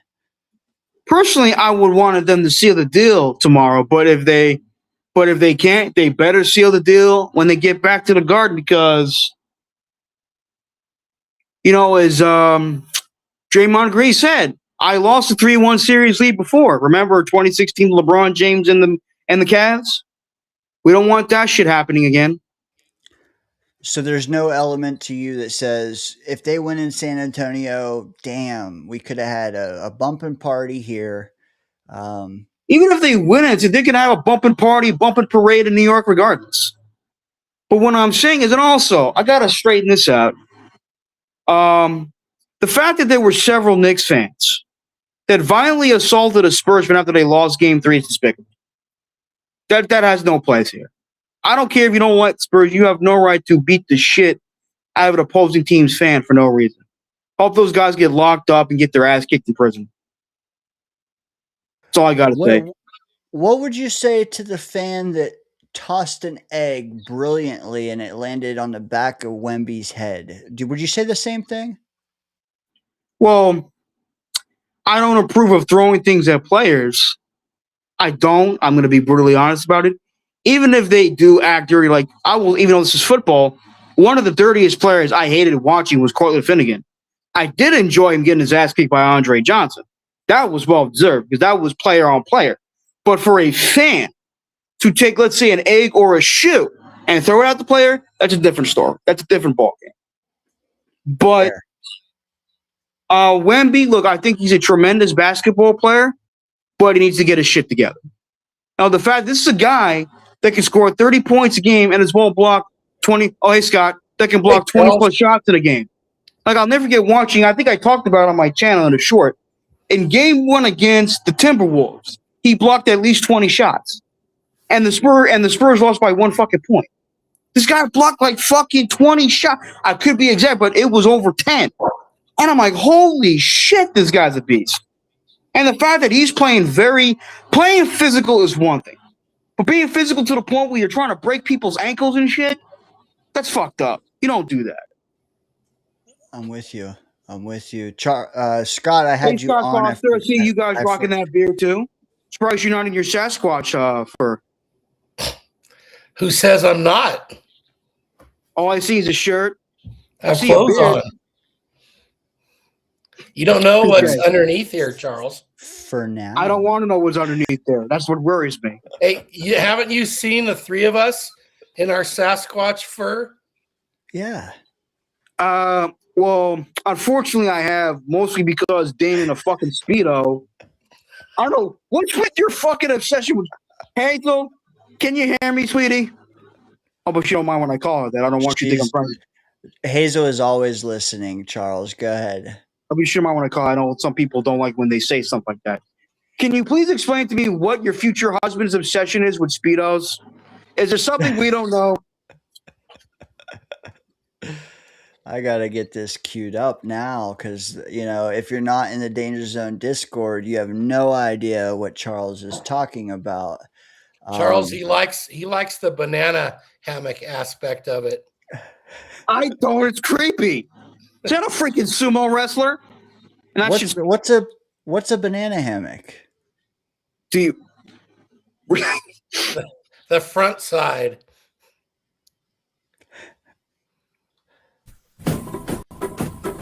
Come on, man. Come on, man. Think of the kids. No, that's even worse. Fuck, that's even worse. Oh my God, that's even worse. You bastard. You bastard. I mean, I can tell you right now, the best looking ones are me and Scott Foster. Get rid of that shit. Throw that shit away. That's funny. So what's banana hammock? Oh, okay, I get it now. But as for Braylon Allen, looking like probably like the second coming of Brandon Jacobs, who, with all due respect, was a good running back for a lot of years with the Giants, even though he fumbled the ball way too damn much. Same with the other Giants running back at the time, and Ahmad Bradshaw. But Braylon Allen is good. I mean, he's got bulk. I mean, the fact that he put a lot more weight and put a lot more muscle is awesome. But the amount of water wasted, good to know, Hazel. Thank you very much. But the fact is, I care for his health. I mean, obviously, I don't know. Can someone explain to me why he was on a kick return in the game against the Dolphins? No. That was stupid as hell. That was bad coaching right there. Yeah, it was. I'm like, it was. He's not. I mean, last time I checked, Braylon Allen was good, but he's not Leon Washington. You know what I mean? Leon, I know he's wasn't a Hall of Fame player, but in my opinion, he was somewhat of a Hall of Fame talent in terms of return specialist. He was a good running back. He could run the ball. He could catch it. But as a return specialist, he was fun to watch. I think in 2008, he was the league leading kick returner. Or maybe for most of the year. What? He wasn't an option last year, though. I know. Where was the Wanger? Was he hurt or on the practice the Wongo? squad? Yes, the Wongo. No, I know what you're saying. I like the Wongo. He was good. He's good. Did the Jets re-sign him? I forgot. Yeah. But where That's was great. he I like that him. No, game? I like him. He's great. He's good. He's a great return specialist. Why wasn't he returning kicks that game is what I'm asking. No, I know what you're saying. He was hurt. I think he got hurt against the Steelers, which sucked. Okay. It sucks having a hurt Wang for sure. Yeah, But dude, there was other options. Isaiah Davis. There was the next big thing, Arian Smith. We could have threw back there. Yeah, mistakes were made. But what I will say is, and I said this in the chat, my favorite Jet heading into the 2026 season is Mario Davis. You know, I've been a huge fan of him since the beginning.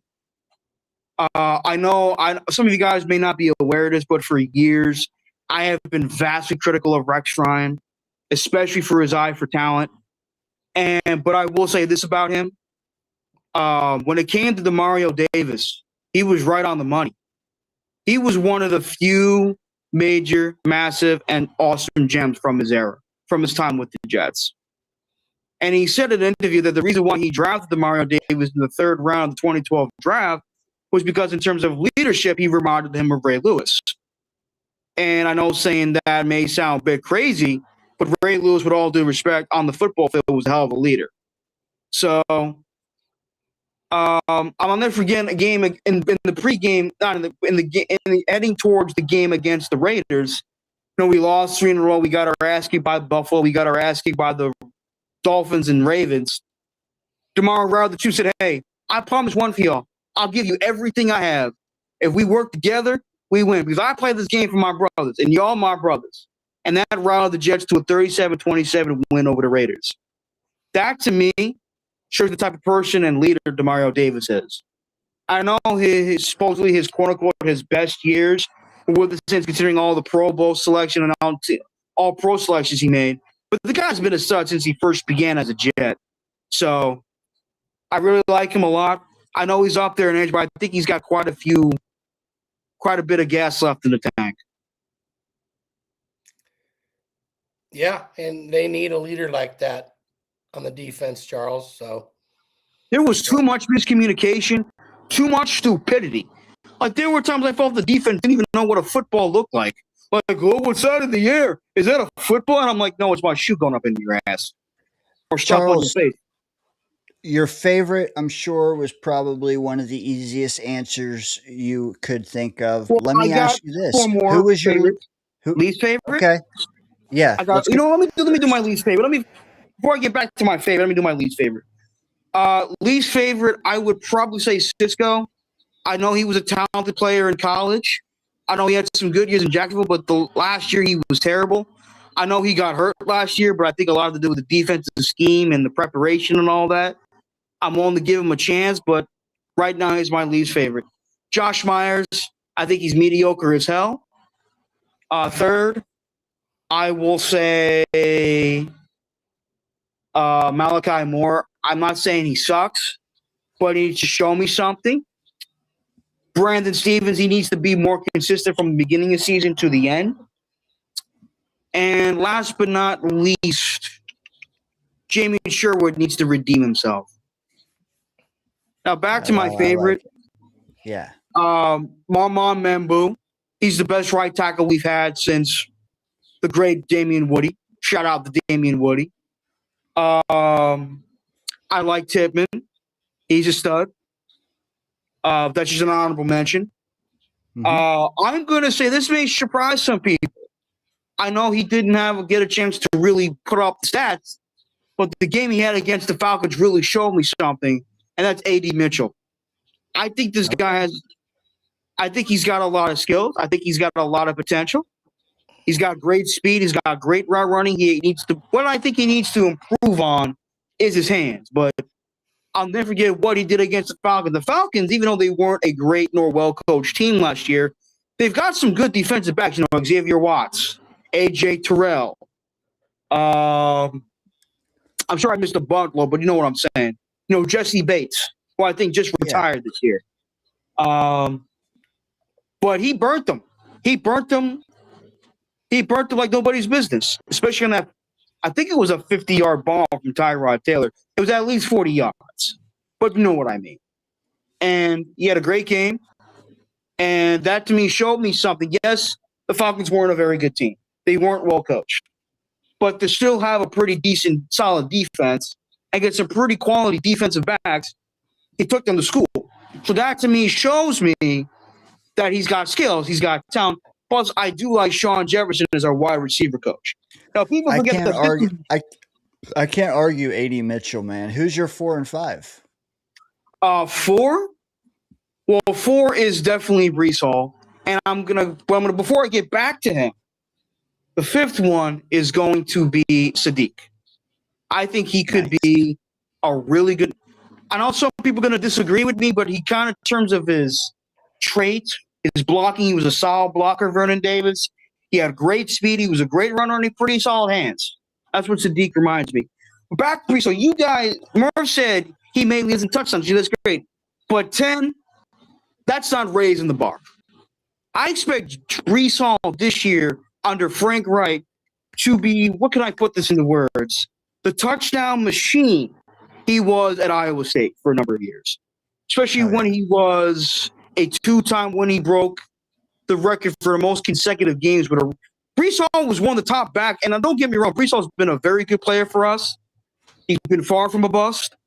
But when he was at Iowa State, along with Mr. Irrelevant Brock Purdy of the 49ers, he was a touchdown machine. He was a 2-time All-American. Right. And I think if you're an All-American in college, that's like equivalent of being an All-Pro in the pros, correct? And this guy scored nearly 30 touchdowns 2 straight years for Iowa State. Now, I'm not expecting him to be the second coming of 2006 of Danny Thomas, although that would be hallelujah, hallelujah.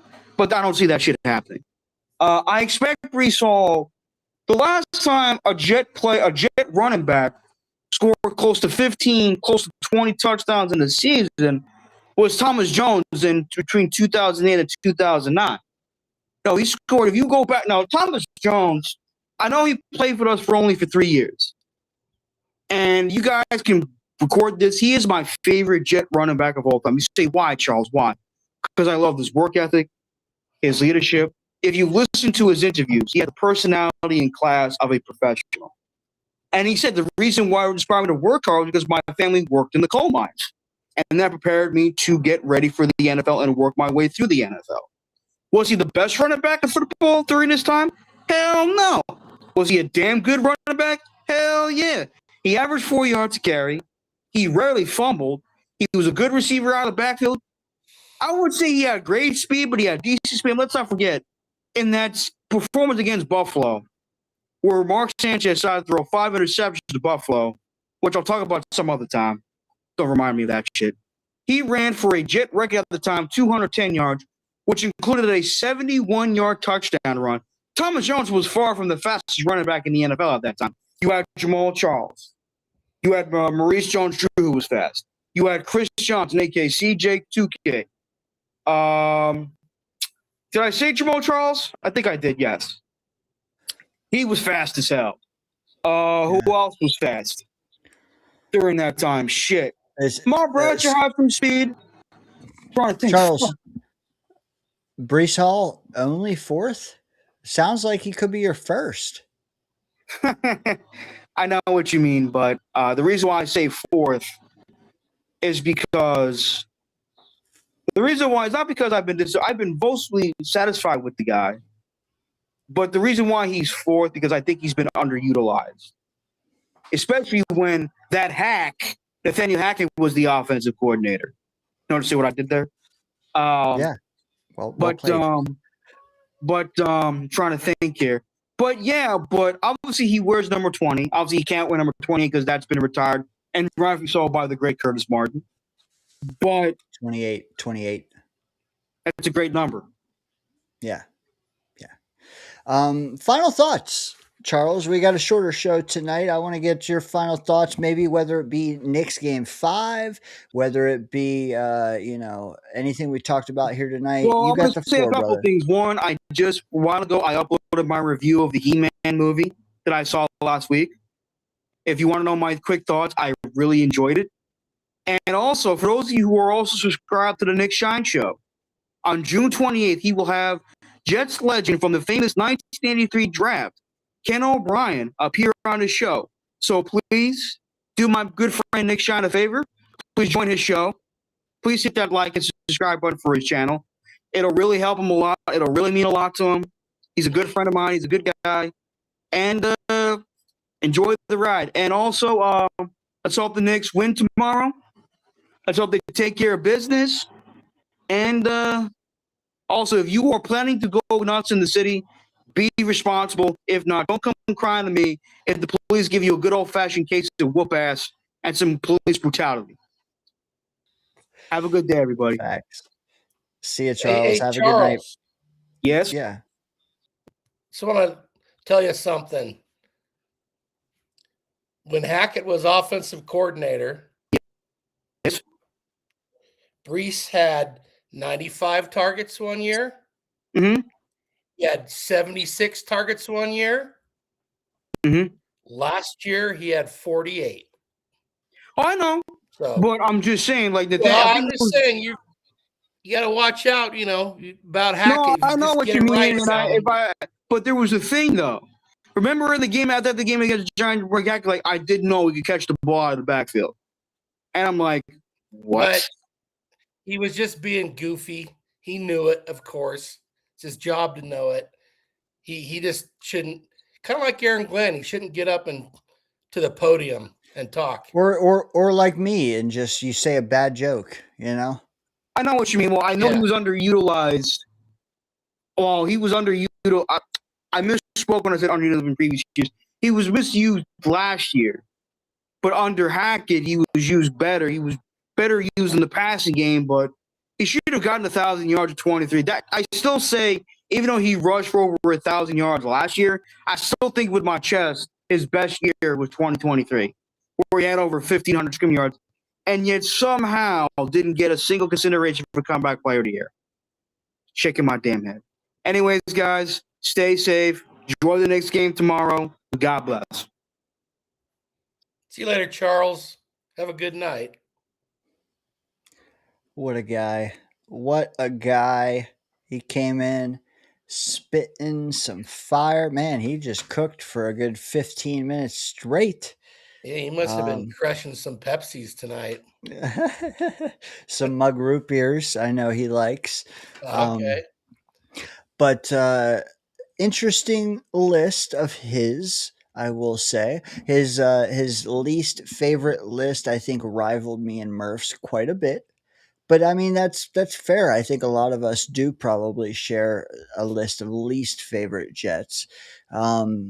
His offensive side, very salient, I will say. Scott, I thanks for joining me first off, because it was a short Murph night.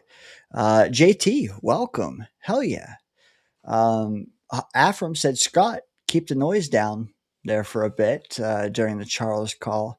Who could get a word in with Charles? He was on fire. But you know what? Let me ask you, Scott, do you have lists of your own? I prepared a list. Just to confirm, you said it's not necessarily the best or the worst players. It's just our favorites or our least favorites. As evidenced by my own list. Yes. Correct. And as far as anyone I put on either list, it can change. It's fluid. So let me get a refill, then we'll get started. Okay. Hey, let's go. JT, you are catching our third wind here. Our first wind, mind you. Me and Murph cooked. We had a list of our top 3 least favorite Jets for 2026. And we also had our top 5 favorite Jets that we unveiled in a back and forth. Check that out in hour 1. Hour 2, we finished that list. And then we heard from Charles Gorman with his own list. Here we are, kicking off hour 3 with a Michelob Ultra with Scott's list for all the way from Denver, Colorado, or somewhere around there. A couple hours away. I'm out. I'm kind of out in the wasteland. A little more than a stone's throw, but you know. Yeah. Um, Well, Uncle Rico might be able to make the throw, but I can't. uh, Uncle Rico, that's a good one. Over them mountains, right? Over them mountains. Yeah, that's right. um, Scott, I think it's fair that we start with your least liked list. Do you have Okay. three? Do you have three contestants? I followed your instructions. I'm ready to roll. Okay. You want me to So start at my least favorite? You want me to go from 1 to 3 or 3 to 1? 3, 2, Okay. 1. I gotta say, And don't going go too fast. I'd like to sure. bounce off. Okay, Yeah. all right. I'll let people throw tomatoes at me. I had a hard time picking a third. 2 were easy, and I picked the third only because I had to, and it was down to 2 guys. We've heard one of the names tonight on the don't like list or least favorite, or whatever we're saying. And Murph should be here for this one. And I don't feel great about doing this because I don't dislike the person. My number 3, Will McDonald. I, I bet you were tempted to do that yourself. he's on my honorable mention Honorable mention list. Yeah. right there. Okay. Yes, sir. You know what? But his highs are at least present. They're just few and far between. Some guys' highs weren't even available last year, so it kept him off my list. But Yeah. he's fringe.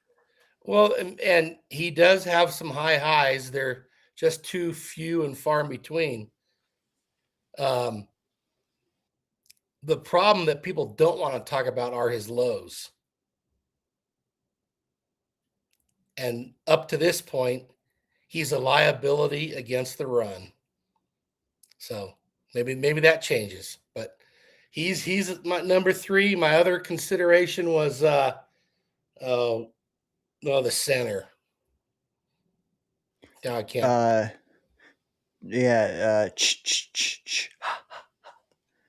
The guy from Green Bay. Yeah. Myers. Yep.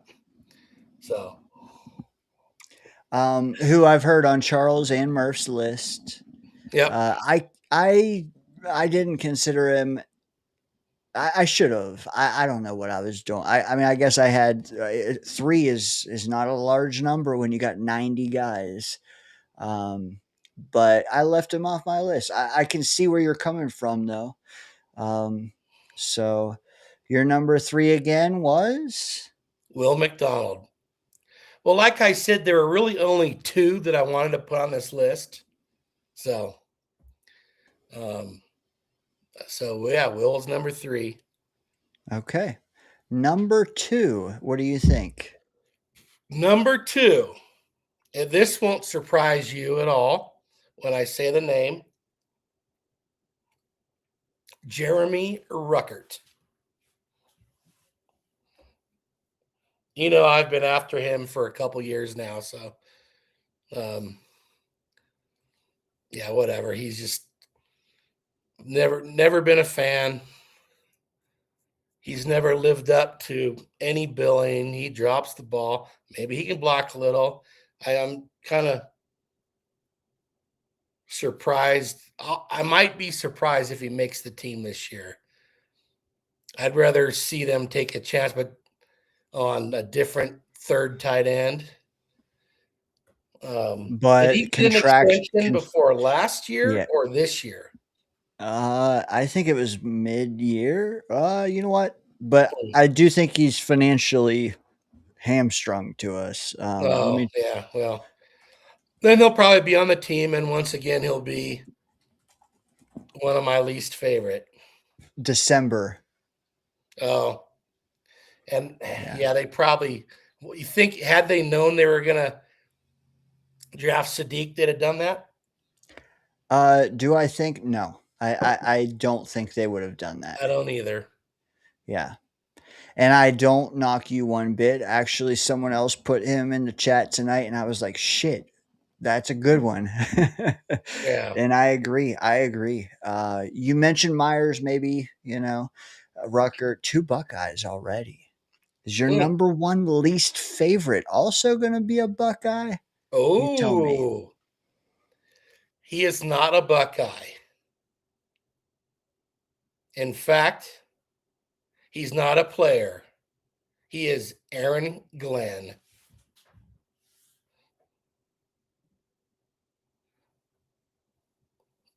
He was an embarrassment last year, and that can change.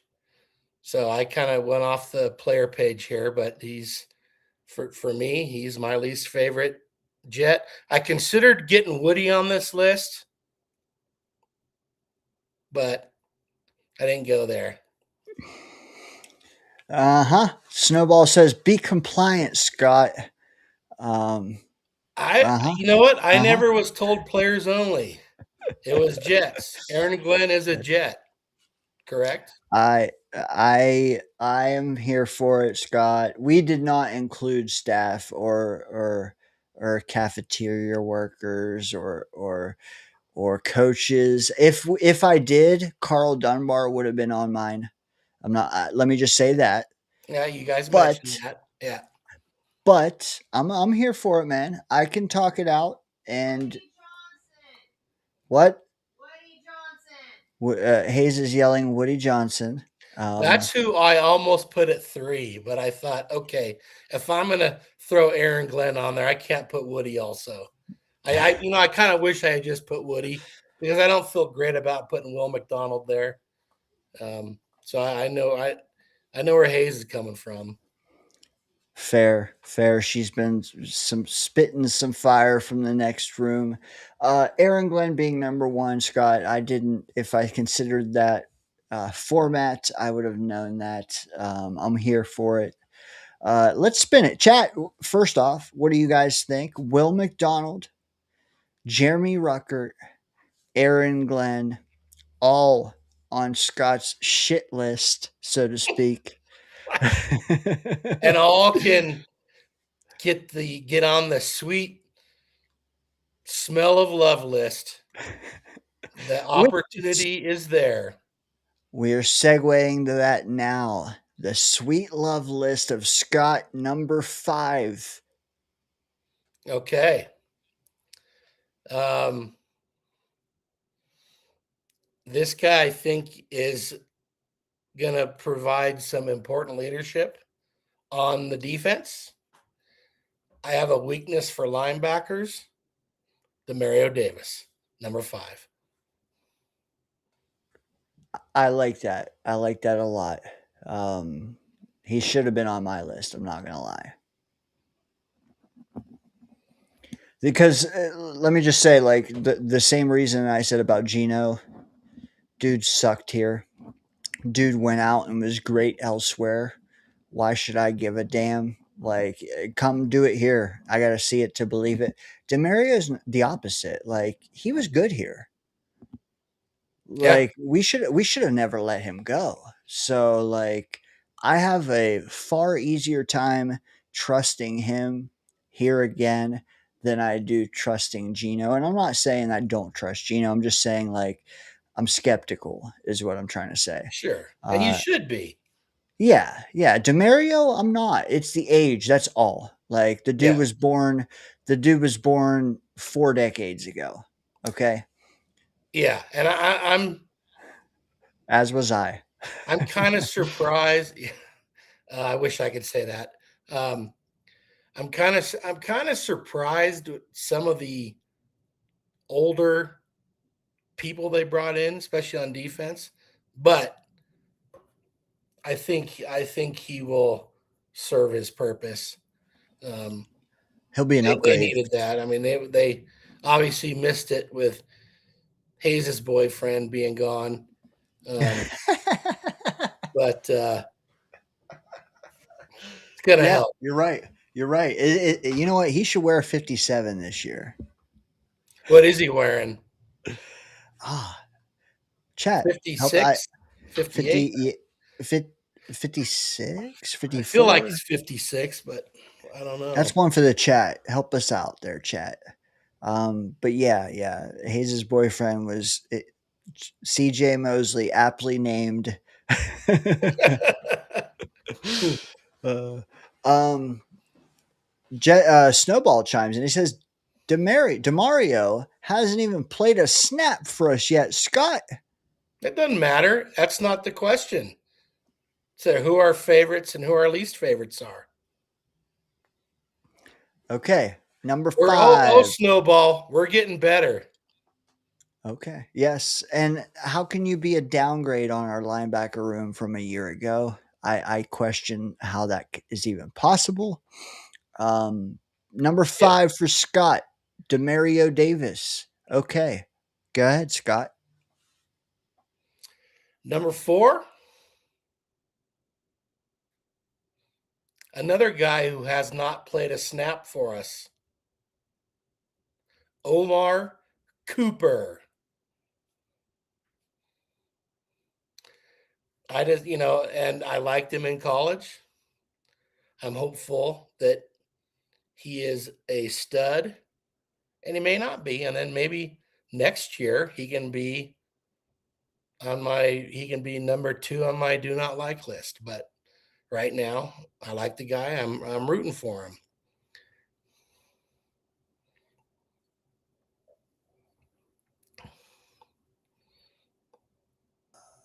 Damn mute button. Danger Zone chimes in. Omar hasn't even played a snap for us yet, Scott. LOL. Yeah, that could happen again. I will say, as some Mariners things must be happening. I had guys on my list who haven't played a snap for us. Like you said, it's your favorite. It's not the best. It's not the most intriguing. For me, both of those framings would be a different list. Favorite. And I like it, Scott. Number 4, Omar Cooper. I like it. Okay. I cannot knock either selection. Charles said Demario. I'm with you. He did not say Omar, but I like both guys being in any Jet fan's top 5. All right, we're whittling it down, Scott. Who is your number 3? Well, this will be the controversial one. This will be the one that maybe gets knocked, I think was the term you used. But I love a guy who got thrown under the bus, got shit on, got cut, and then came back and made some plays and was probably one of the better he was probably top 3 receiver on the team last year. We're not even talking about kick returns. Isaiah Williams. I thought you were going Jackson Sermon, but carry on. Well, he's not a Jet, or he'd have been number 1. He's no longer a Jet. If you know, you know. Isaiah Williams, that is fantastic selection. Why is he your number 3, Scott? Well, like I said, he got blamed for a loss. He got immediately cut. And he came back and contributed and looked pretty good doing so. You fumble one kick, you get cut. Overreaction by the staff. He don't let it get him down. And he came back, and I was rooting for him, and he showed up. I thought when he got the chance, he played well. You know what else is crazy? He is currently what, like wide receiver 4? 4 or 5. I mean, who if you had to choose one right now to be on the field next year, him or the kid from Georgia? Arian Smith. Yeah. Who you choosing? I'm choosing him. Would you take him over Tim Patrick? Yeah. Then he's wide receiver 4. I mean, he may not end up there, but Right. But Tim- he's a, would I mean, let's all be honest. Great punt returner. Great. yeah. Yeah. So he is my non-conventional number 3. Afram swore it would have been Ruckert. He can't be on both lists, Afram. That would have really been a head scratcher. Boy, that would have meant I really don't like anyone on the team if he'd have been my number 3 favorite. Sean says he really hopes DeMario, and I don't know, is it DeMario or DeMario? Help me out. I don't know. But that he decides to stay this time. I love it. Afram says it's a love-hate relationship. No, there's nothing but hate there for record. Yeah. Thank you for clarifying, Scott. We got your 5, your 4, your 3. Again, those are DeMario, Omar Cooper, and Isaiah Williams. Your 5, 4, and 3 favorites. Moving on to your number 2, your runner-up favorite this entire year as of June 12th. Well, this is probably fairly predictable. We've heard this name. Number 2 for me is Armand Membu. I mean, gotta love a rookie that can step in and play like that. And man, should be even better this year.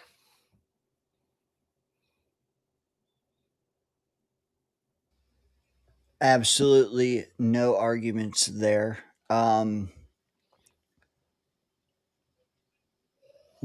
Just playing devil's advocate. How would this team look if we extended Moses, then took Tyler Warren, and then took anyone you wanted other than Sadiq? Would it be the same? I'd rather have the young stud tackle. Good answer. Harder to come by, especially if he's going to be as good as we seem to think he's going to be.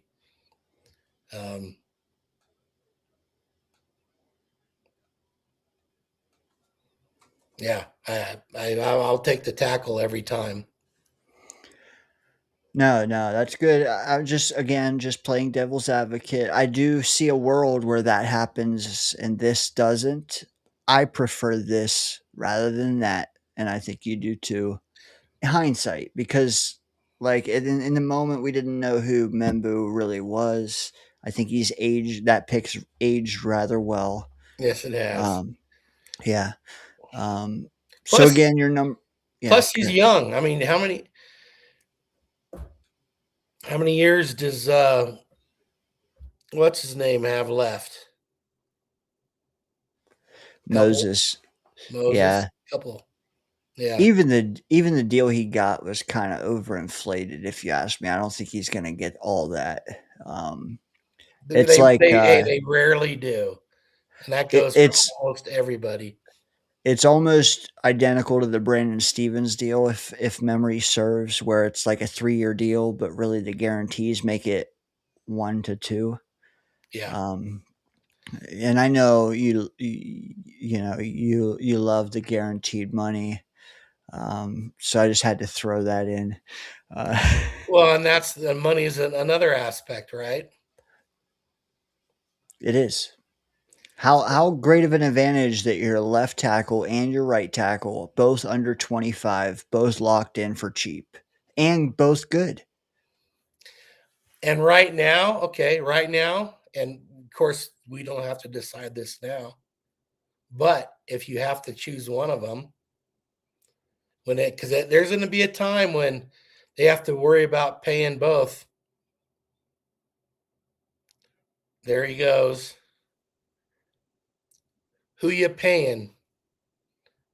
If you have to choose between the two, who you paying? I can't choose right now. Well, yeah, Solely but that's no. that, That's a good sign. That's a good sign, yeah. right? Yeah. That's all I'm I'm trying to choosing say. Membu right now if I had to.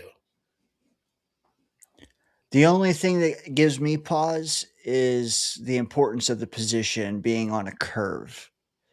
Membu has performed better, clearly. Left tackle is also harder and more important. So I really do think this coming year will make a big difference for sure. Because like I count last year as Fashanu's rookie year.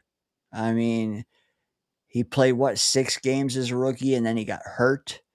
Couldn't even finish the year. He missed some of the off season before last year, and he held up last year. My main goal for him was play 17 games. That's all, and he Well, they did all that. did, and you called Yeah, it. they all did. I called it. I'll take that. But will I Well, call it and again? and obviously, fortunately, that decision does not have to be made now. Yes, Um, thank God. so maybe you, when it comes down to it, they pay them both. Maybe pay a center and then kind of just fill guards in. Hopefully they're Before going to all, be hopefully they'll be paying a quarterback one of these days. are they paying Tipman before all that? I think they probably, yeah, well, I don't know. It's a good question. I mean, they are looking, they do, some Muji's looking to the future. Like, we're going to have to pay this guy, we're going to have to pay that guy. Yeah, it depends on what he wants, what his market value is, and if they think they're going to need to pay both the tackles, which hopefully they're thinking they're going to need to do. JT chimes in. He says Membo is going to be a stud, and then he follows it up with, "I met his family in Baltimore last year." It's cool. He kind of Yeah, already is a stud. yeah, dude. I will say, even national media members who review film are singing his praises. Uh, yeah, he already is. Hopefully, he gets the recognition this year because he should get a Pro Bowl nod this year, and then maybe an All Pro after that. Um, Sean chimes in. He says Osai and Anyamata are going to be huge for us this year. Just my opinion. Scott, before we hear from your number one favorite, do you have a take to provide Sean here on his Osai Anyamata statement? I do not. Fair, fair. I agree with Sean though. I do think that at least one of those guys are going to be on the tip of our tongue come November. I think at least one of them are going to be big contributors. Maybe both, but I would say just playing the law of averages. Give me one making noise, and I do think one of these two guys do. Well, Sean's saying they both are going to be. They Hey, could best be. case scenario. You know, the only thing I don't think that they have are flashy names, man. That's the only thing.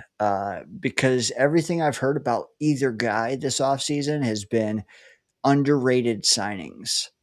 So I'm with Sean, man. It wouldn't shock me. Well, I want to see defensive players perform um, because none of them were as good last year as they were the year before. And I know it's a lot of different coaches, but still AG.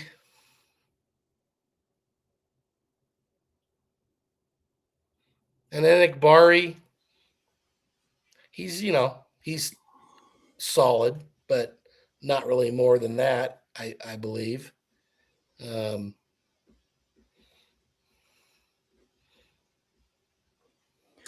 Yeah, that's OC. another non-flashy name. Again, just can we? It's a law of averages. If the scheme is good, at Dunbar, the front set, this front seven needs to excel. They really do. Yeah.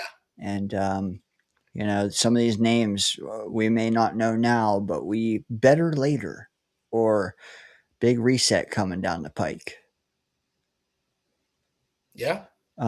What do you think of this comment from Snowball? Can you read it aloud for us, Well, Scott? Sai, can you see? Yeah, I kind of already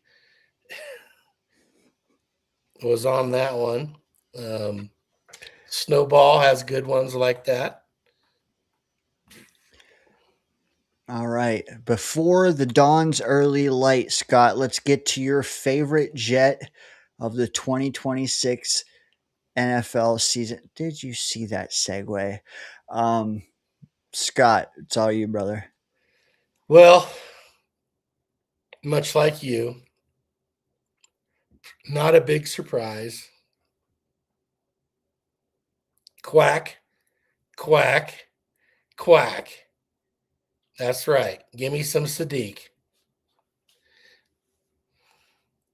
Got to go with the duck. Well, defend it a little bit. Is it solely because he's a duck? Yes. Oh, okay. Well, that solves that. Yeah.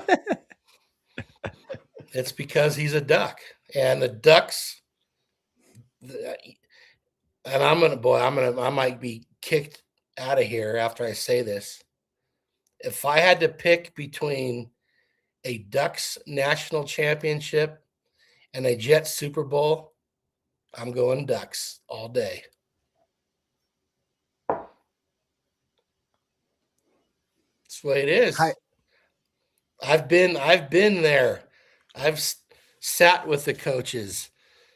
I've been in all their incredible facilities, and as some of you know, my dad coached there. Ducks are my number one team all the way around. It's not very close. I expected that. I don't know if I should even weigh in on this. I fully understand. You know what? I'm just trying to steal a little shine here. Uh, not gonna lie. Any championship, I don't know, man. I can't even fathom it, to be honest. Can't fathom it one bit. Like I've been rooting for this team for 3 or 4 years now, maybe 3.5. And if they win it all, man, I'm gonna feel weird because it's like I enjoy it. Yeah, you do your thing. I enjoy it to the nines, but then I think in the back of my head, what about the people that 40 years they've been waiting, 50 years, 53 years, 1973, 53 years they've been waiting for it. So um, I'll enjoy the hell out of it. It's not going to be for me like a jet Super Bowl, because 3.5, 4 years I've been rooting on Brunson and the Knicks. The Jets, I've been waiting 30 years now. Yeah, I think this might be my 30th season. So I do think it's that. It's not the importance. It's not the history. It's my history. It's not the history. It's my history. I've been rooting on the Jets 10 times longer than the Knicks. It'll be 10 times better. It sounds like for you, Scott, you've been rooting for the Ducks damn near longer than the Jets. Am I right? No.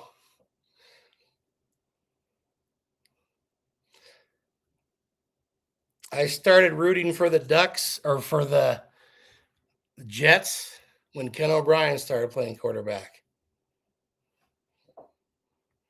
But my dad never coached there. I've never spent the night at a coach's house. I've never dined with the coaching staff. I've never had the special treatment that I've had from the Jets like I've had from Oregon. It's an easy decision for me. So that's an understandable bias, if you ask me. And you don't have to acknowledge. It is for a logically thinking person, but we are talking about Jets fans, so let's not assume they get it. First off, yeah, I'm just painting it in a light others can understand because they may not know you like I do. And that last statement you just said was, or the second to last statement, painted it well. And that's, yeah, you've been like this with Ducks for Yeah. a long time. Your dad coached, makes total sense. Just want them to know that. Hey, But Dane, you don't have to stick up for me. I don't hey, really give a shit if someone is upset by that. you know what's awesome? Hmm, The Ducks have a chance. they do. And then maybe it changes because it's just happened for the Ducks. Now, I've watched them in 2 national championship games. Unfortunately, they were both losses. But hey, but to be honest, the reason I the Jets ever got on my radar was because of people who were tied to my dad as well. Ken O'Brien, both the Hackett's, a guy named Daryl Gross who worked for them. He was a receiver at Davis when he was there.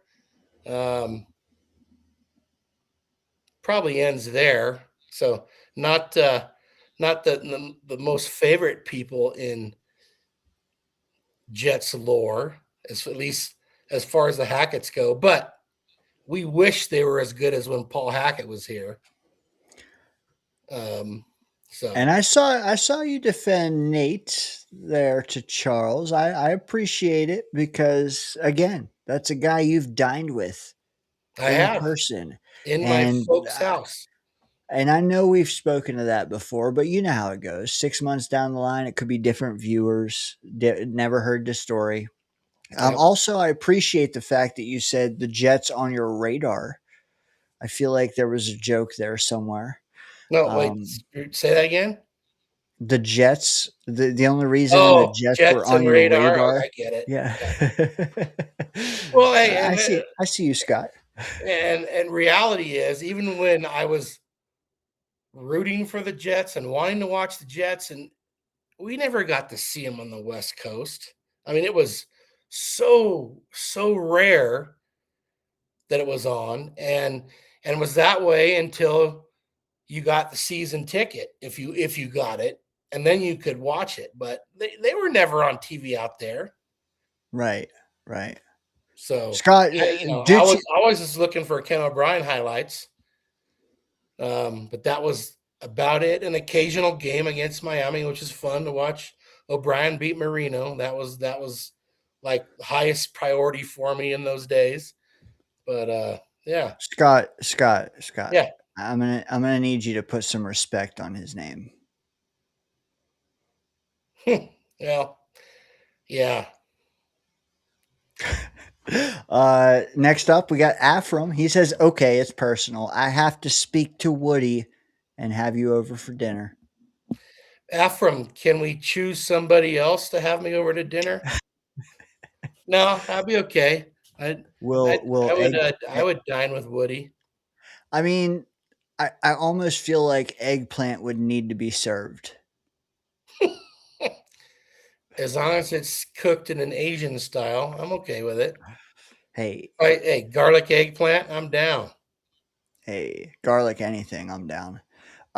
Here's one from Sean. Are we getting Dante Moore next year, Scott? Possibly. Hard to know at this point. That would be pretty cool, though. If Afram was here right now, he's said it to us before. He's his current number one choice for the Jets in the 2027 draft. Is he yours? The important word in that phrase is current. Current, yes. So, yes. But that could change. On June 12th, and even on whenever that was, May something, that was also my choice. I didn't want to steal his thunder. It's a great selection by him, but current is the optimum word. Yeah. It still is for me until more ball is played. Arch has to keep doing his thing. Dante might even have to falter a bit. But honestly, like if Dante is healthy, I think he is right there again. He is set up to succeed. Just got to see it. You just got to let it play out. That's all you got to do. Let it play out and have a top 2 pick. He's a Jet. Where's the top 2 pick going to come from? Is it going to happen naturally, or are we going to have to? Oh, dude, it's Right. going to be the Jets. I don't know about that, dude. I'm kidding. I'm kidding. I mean, there's a potential it could be, but the Browns, the Raiders, I don't, Indy, I don't know. Indy might be okay. They were pretty good for a while last year. You know what I think, honestly? And this is a lot of forecasting, but let's say Indy is 6th, the Jets are 13th, and Dallas is 18th. So or let's say 6, 12, 18. You could easily get up there with that. Sure. Yeah. Do you do it for Dante? I got to see it one more year, but For sure. I mean, well, here's the thing too. People like to forget, like, you got Sadiq, right? Yep. Who else you got? Scott, I think you know. Staff. Oh, you're talking the Duck Musgrave from 1,000 years ago? Yeah, he was 1,000 a years duck. indeed. He was a duck. And Well, the other thing though, it doesn't sound like a lot, but we're what, 15 months in. well, We're here's building. the other. We're adding ducks. Go ahead, Scott. Here's the other thing. If it looks like, wow, we're good and we just need a quarterback, okay, but what if shit, we still got a bunch of holes? You Do still you want to stick do and it? pick? Do you stick and Yeah, pick? yeah. So That's the better. if the old That's guys if the old guys can't play more than 5 games, and we did bring in some old guys, obviously quarterback, but is he Andrew Luck?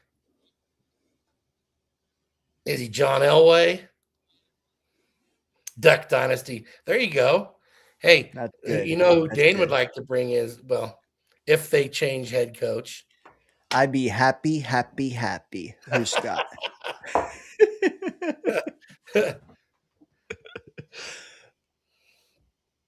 Who? And I don't, and Paul says he thinks the Packers might falter. They might falter a little, but they're a good organization. They're going to win 8, 9, 10 games just showing up. They got a bunch of good players on that team. Now, maybe if their quarterback gets hurt, I don't even know who their backup. Who is their backup now? Oh, wait a minute. Isn't it our ex backup? Who, the Packers? Yeah. Quarterback? Yeah. Tyrod. Yeah. So Tyrod in some circles. that's a good organization that knows how to win year in and year out. They don't have 3-win seasons or 5-win seasons. They're bad years. They win 8 or 9 games. So I wouldn't count on that. Indy, maybe.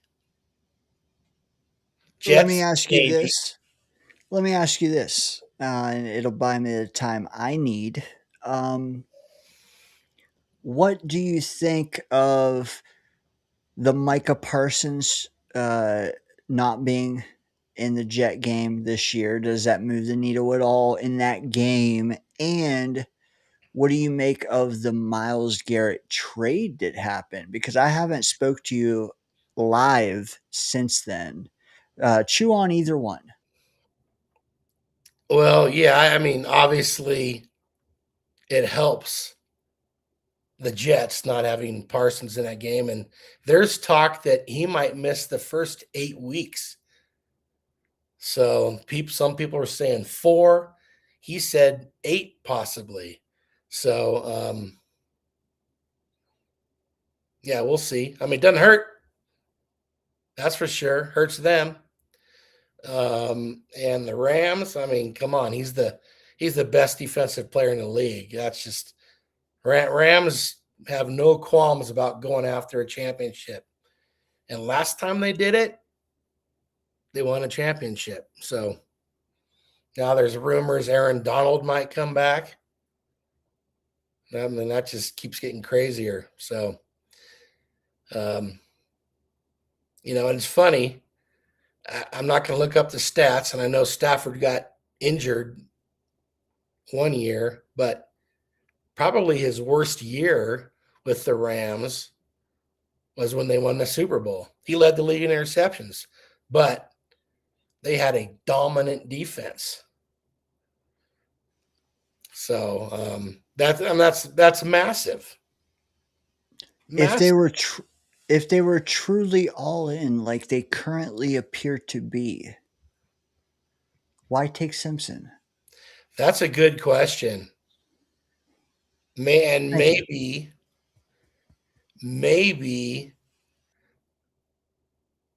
the move was to appease the coach because he was not happy about drafting Simpson. It kind of doesn't make sense. I don't get it, and he sure did not seem happy to me when that. Then why was it to appease him, or do you mean the Garrett thing was? The Garrett thing. Oh, okay. Yeah, no, okay. Bringing in Garrett because he was kind of pissed. Like, we could have had a player that could help us win. We were close to the Super Bowl, and you bring in and you draft Simpson. So they brought a player in that can help win the Super Bowl now. That's for sure. And don't get me wrong. I think everybody and their mother said the best landing spot for Simpson was the Rams. I don't think anybody and their mother, though, had Lemon and Sadiq sitting there for him and said they still take Simpson. Like, if Lemon's gone and it's Sadiq versus Simpson, it's easier to tolerate. Like, but having Lemon and Sadiq and Simpson, I don't know, man. If you're taking Simpson, slide back, do something. Like, I don't know, man. Sticking it, like, I don't know. Now, like they tried to trade Devontae Adams. They couldn't get it. They couldn't get it done. And kind of the word was they were trying to do that so they could bring in the guy from Philly, A.J. Brown. But had they gotten that trade done, then maybe Lemon would have been their pick. So who knows? I like it. I like it. One more time, Scott. I think it rivaled mine. But who is your number one favorite 2026 New York Jet? Quack, quack, quack. Sadiq all day, baby. I love it. Scott, what do you think about live reacting to a few of the viewers' lists? Sure. Okay. I bet you and I. Did you have Sadiq number one? I think you did. Yeah, I guarantee you and I are the only ones, unless maybe You- Hayes put together a list.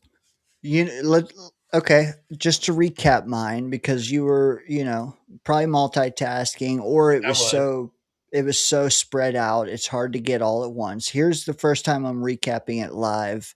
Bam, bam, bam. And I don't mean Flintstones. Least 321 for me on June 12th, 2026. Number 3, Sherwood. 2, Stevens. 1, Brady Cook. Yeah, do you want me to react to those? Briefly. That we're doing here. I Briefly. mean, I get him for Cook. I can't blame him for the Jets forcing him into something he never should have been doing, and that is playing starting quarterback in the NFL. Not his fault. The Jets made him do that, so I can't hate him for that. Now, Respect. if we were picking, if the exercise was picking the worst players, okay, maybe he'd have been on the list for me. And I did preface that by saying he's personally my least favorite right, because right. because I had to live stream the games and I never do that. Oh, that's right. You and Chaos were forced to sit there through the whole damn thing. Yeah. Tough pill to swallow. Here's my top 5 favorite, and I want to hear your thoughts briefly again because I got viewers lists as well. Number 5, Dane Belton. Okay. Number 4, Joe Tipman. Okay. Number 3, Boy Wonder, Isaiah Davis. I was expecting that on your list. Number 2, the Golden Leg, Austin McNamara. Pretty sad, and we have to put it. But once again, it's favorite, not best. So sure. Number 1, Quack Quack. Another one I expected on the list. The only thing you did that really surprised me was not putting Brees on your least favorite list. And I fully expected that. And I didn't just leave him off for content's sake. I don't hate the guy. Yeah. I scratch my head at a lot of things, including his personal activities, his usage, all that jazz. But I'm still excited to see. I'm hopeful that his bank account being ironed out will help. I'm also hopeful that the 27th year post ACL is the one to have. That's always what they say. Your 27th year after the ACL is your best. So I'm very hopeful that holds true as well. Yeah. Well, some guys get paid and they're never as good. So he doesn't seem like that as long as he's kind of happy and focused, I think. Yeah. Paul says he wonders if Brady can actually cook. They might need another chef. Yeah. Well, there's no way he makes the team, right? Right. There fucking better not be. All right. Let's live react. I already did this one with Murphh, but real quick, Tony says Garrett, Membu, Bailey. Yeah, Garrett and Membu, not surprising.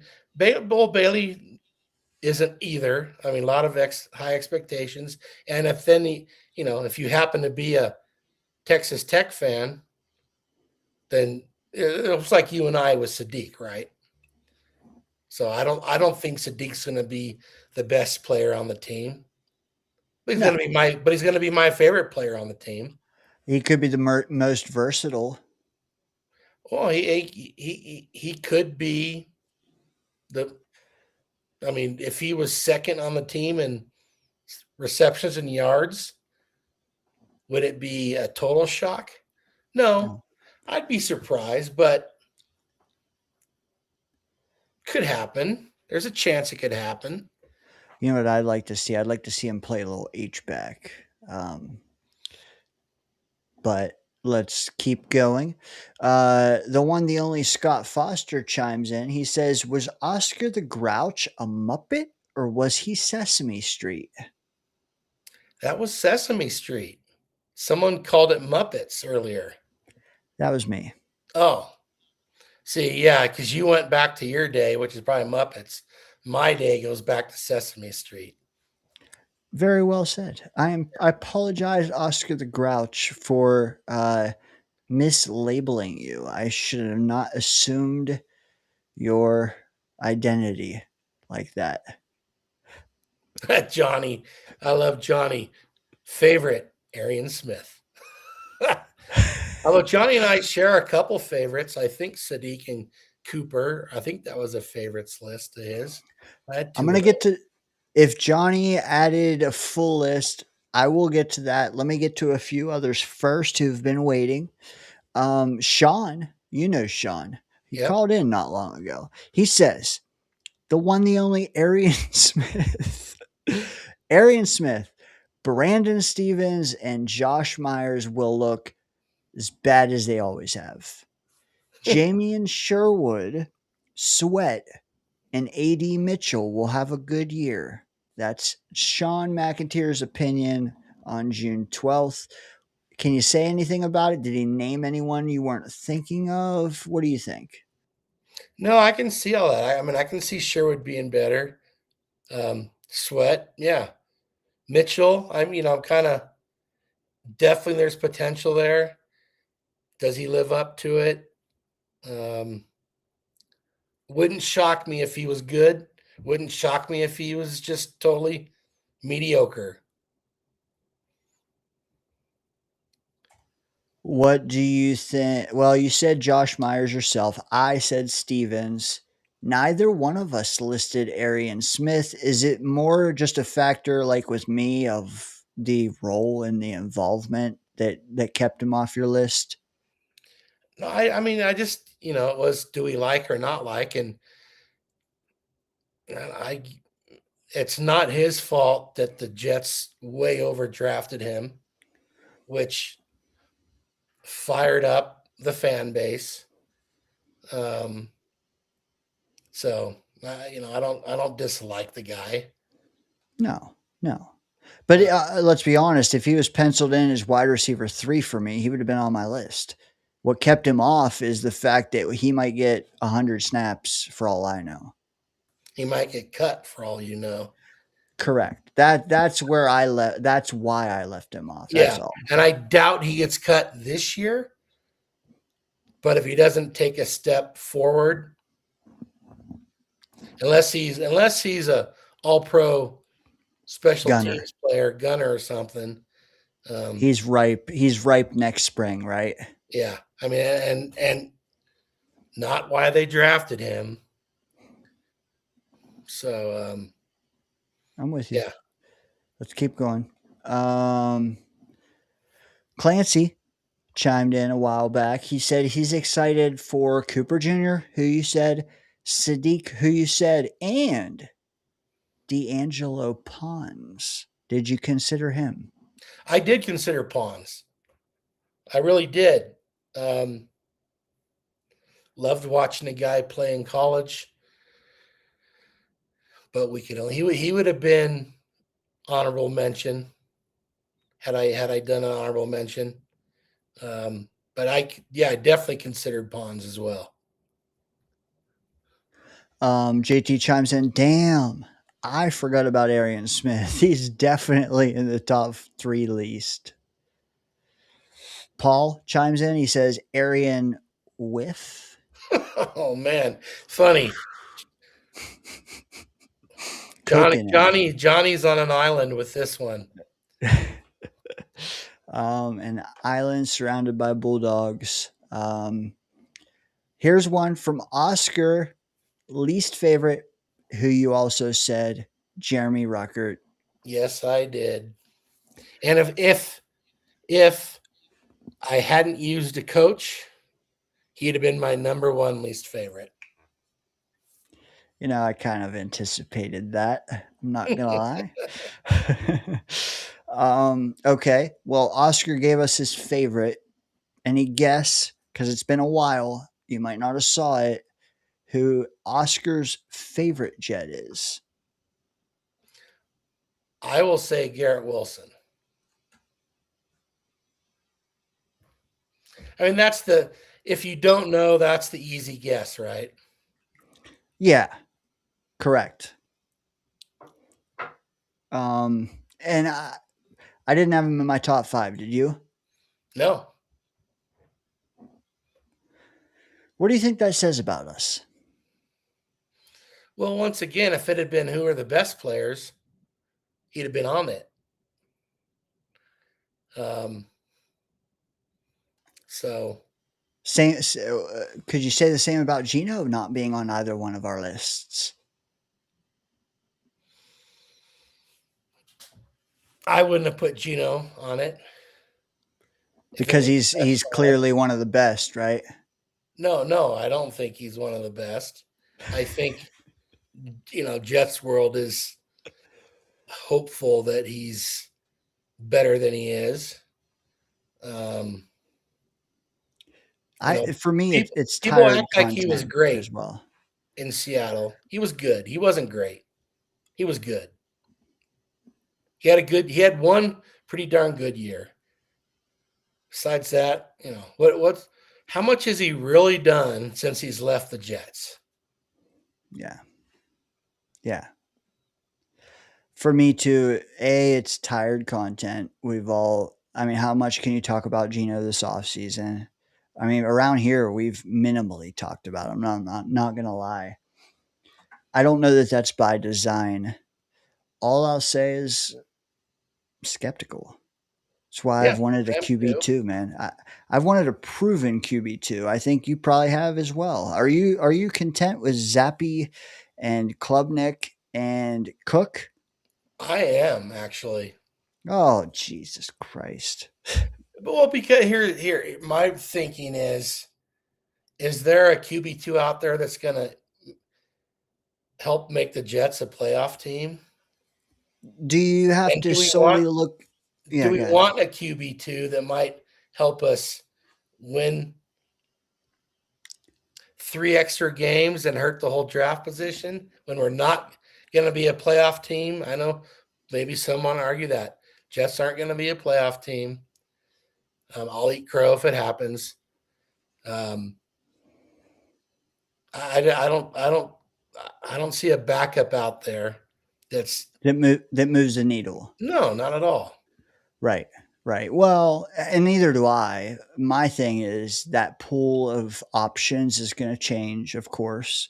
Yep. And it's even open via trade, who I think a lot of us have tabled. I don't think it's over. I'm not going to list specific options, but they're there. I mean, you still got McKee, you still got McGee, and you still got, I don't know. Is there someone out there you have your eyes on? And whatever, Tanner McGee. What's that guy ever done? I couldn't even believe the talk about him. How many would be better than Zappy? I don't know if any of them are better than Zappy that are out there right now. Now, who's going to become available when we start seeing some cuts? You're right. I'll carry on because that's why I love having you on, Scott, because it's a contrast opinion, but not crazy. It's a logical devil's advocate take. For me, anyone's better than Zappy. For you, it's like hold the phone. Maybe Zappy's as good as any of them, and we don't know. We don't. Where's Mike White? Where's Mike White, man? Why didn't they go to the same college, Dane? I'll see him in like 3 hours. In my wet dream. Oh God, I know. Mike White forever. You know what Sean says? How about would you like a tea bag, Scott? He's a fine backup quarterback. Why would Chicago let him go unless you're going to give up something? I mean, I mean, that guy's a proven good backup quarterback. I mean, they got the Iceman. Well, the Iceman might hurt a fingernail at some point. And I don't want to. I like the guy now. I know I was kind of more critical of him, but he balled out, and he balled out big times last year. I gotta respect that. And I agree. He is a memeable monster, man. Jokes galore. He did ball out. The only thing I question is it like that Jaden Daniels balling out where it's like he's got to sustain it for me. I got to see it more than once. Yeah. Also, like how much of it's like the Purdy, like I just need more. I need more. But dude, he's on the cover of Madden. Does that help his case or hurt it? Well, if it's the cover you made, it doesn't help in my eyes. I don't know. Is the jinx still a real thing? I don't play Madden. It's probably not. Don't follow that stuff. I know there was a jinx for years, right? Yep, a curse. Yeah. Now was it? Yeah, the curse. Was it injury or just they don't perform? Either or. Okay. Would you say? Yeah, I don't know who broke it, but I think McCaffrey helped it a little. I think he played decent after. I don't know, but what I do know is that it's not quite the stigma that it used to be. But all right, moving on. I got a couple more here. JT, top 5. G-Dub, Demario, Gino, Brees, someone not talked about at all tonight, but was a consideration of mine. I want to hear from you, Scott. 5th for JT, Harrison Phillips. He wasn't close to mine. He would have been closer to being on my bottom 3 guys. Only because I didn't like him commenting on a team he never played it down for. Cancerous and truculent. Yeah, but not, once again, not that he's a bottom 3 players, not at all. So the only one I share here with JT is Demario. But solid list though. Oh yeah.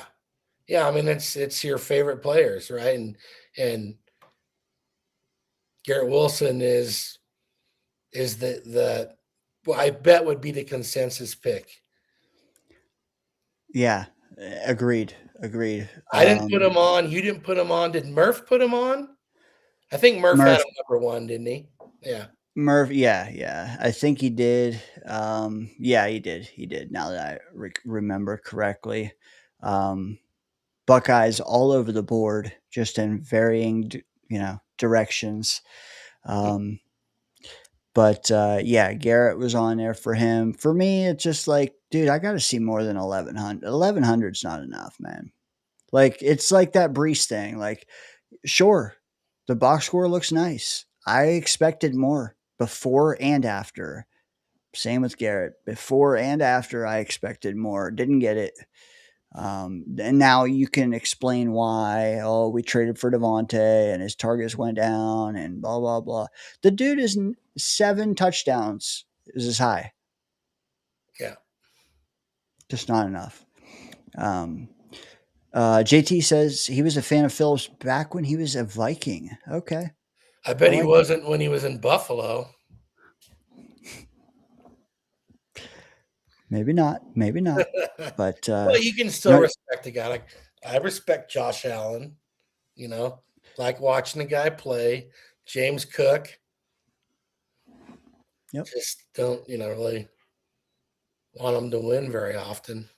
Sean, I got a Jet. I see what you did there, Sean. love the chat. Love you and Scott, Dano. Hope everyone has a good night. Sean, let's go Knicks, man. Be safe out there. Scott, anything to add? Sean, always a pleasure.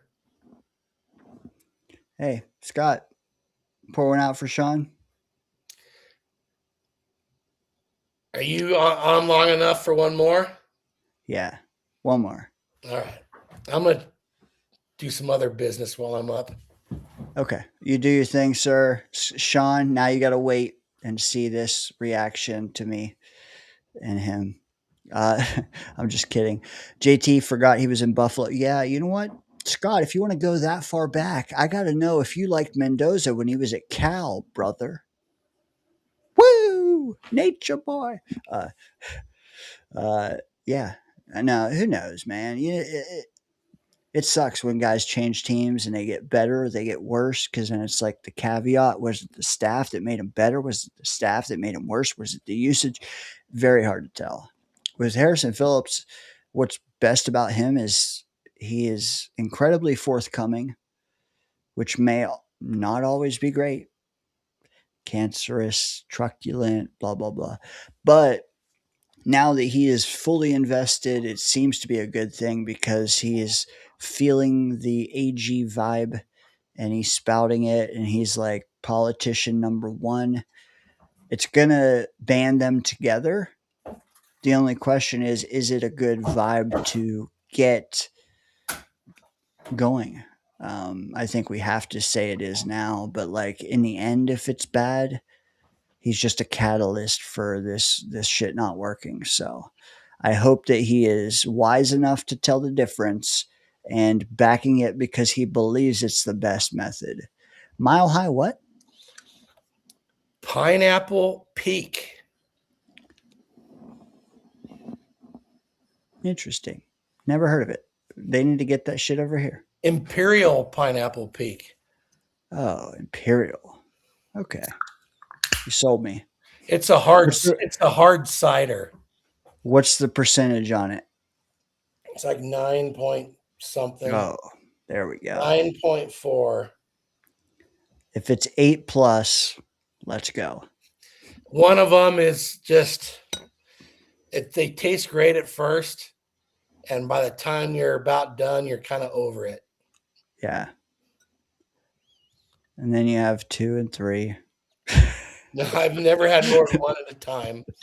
I'm just kidding. Pineapple, that's interesting. I'm not gonna lie. It's not bad, really. I'm not a big hard cider guy. I'll be honest with it about it. They were on sale. I looked at it. I thought it was an Imperial IPA, and I grabbed it. You know what? I don't even know. What the hell is an Imperial? Like, I see it a lot, but what is an Imperial IPA? Is that I don't know, like dude. a different If it hadn't been genre? on sale, I wouldn't have bought it. So Okay. All right. I'm I not didn't mean. even a big IPA fan. But it's kind of Mile High, kind of a cool looking can. Yeah. I don't know. Okay. At least I'm not the only casual when it comes to the beer knowledge. Dude, you normally see me drinking Michelob Ultra, so Yeah. an you know occasional me. voodoo. Those are legit. Favorites. Yeah, they're good. Favorites to mix in, because I don't want, you can't just nonstop drink those, but like, yeah, to mix it in. Sean, if you're all right. still here, cheers, my man. What you Sean, got there, Dane? A whiskey? Hawaiian whiskey? hang loose. Shit. Yeah, first time in like 6 months. I'd have poured a shot had I known that's what you were doing. You know, we got to get it. We got to get the group efforts together with Murph. Man, we got For now. Cheers, Sean. Thanks for joining us literally for 3 hours straight, man. Appreciate it. I hope you had fun. We did. Always these can't go 3+ hours all summer, but we got another one in.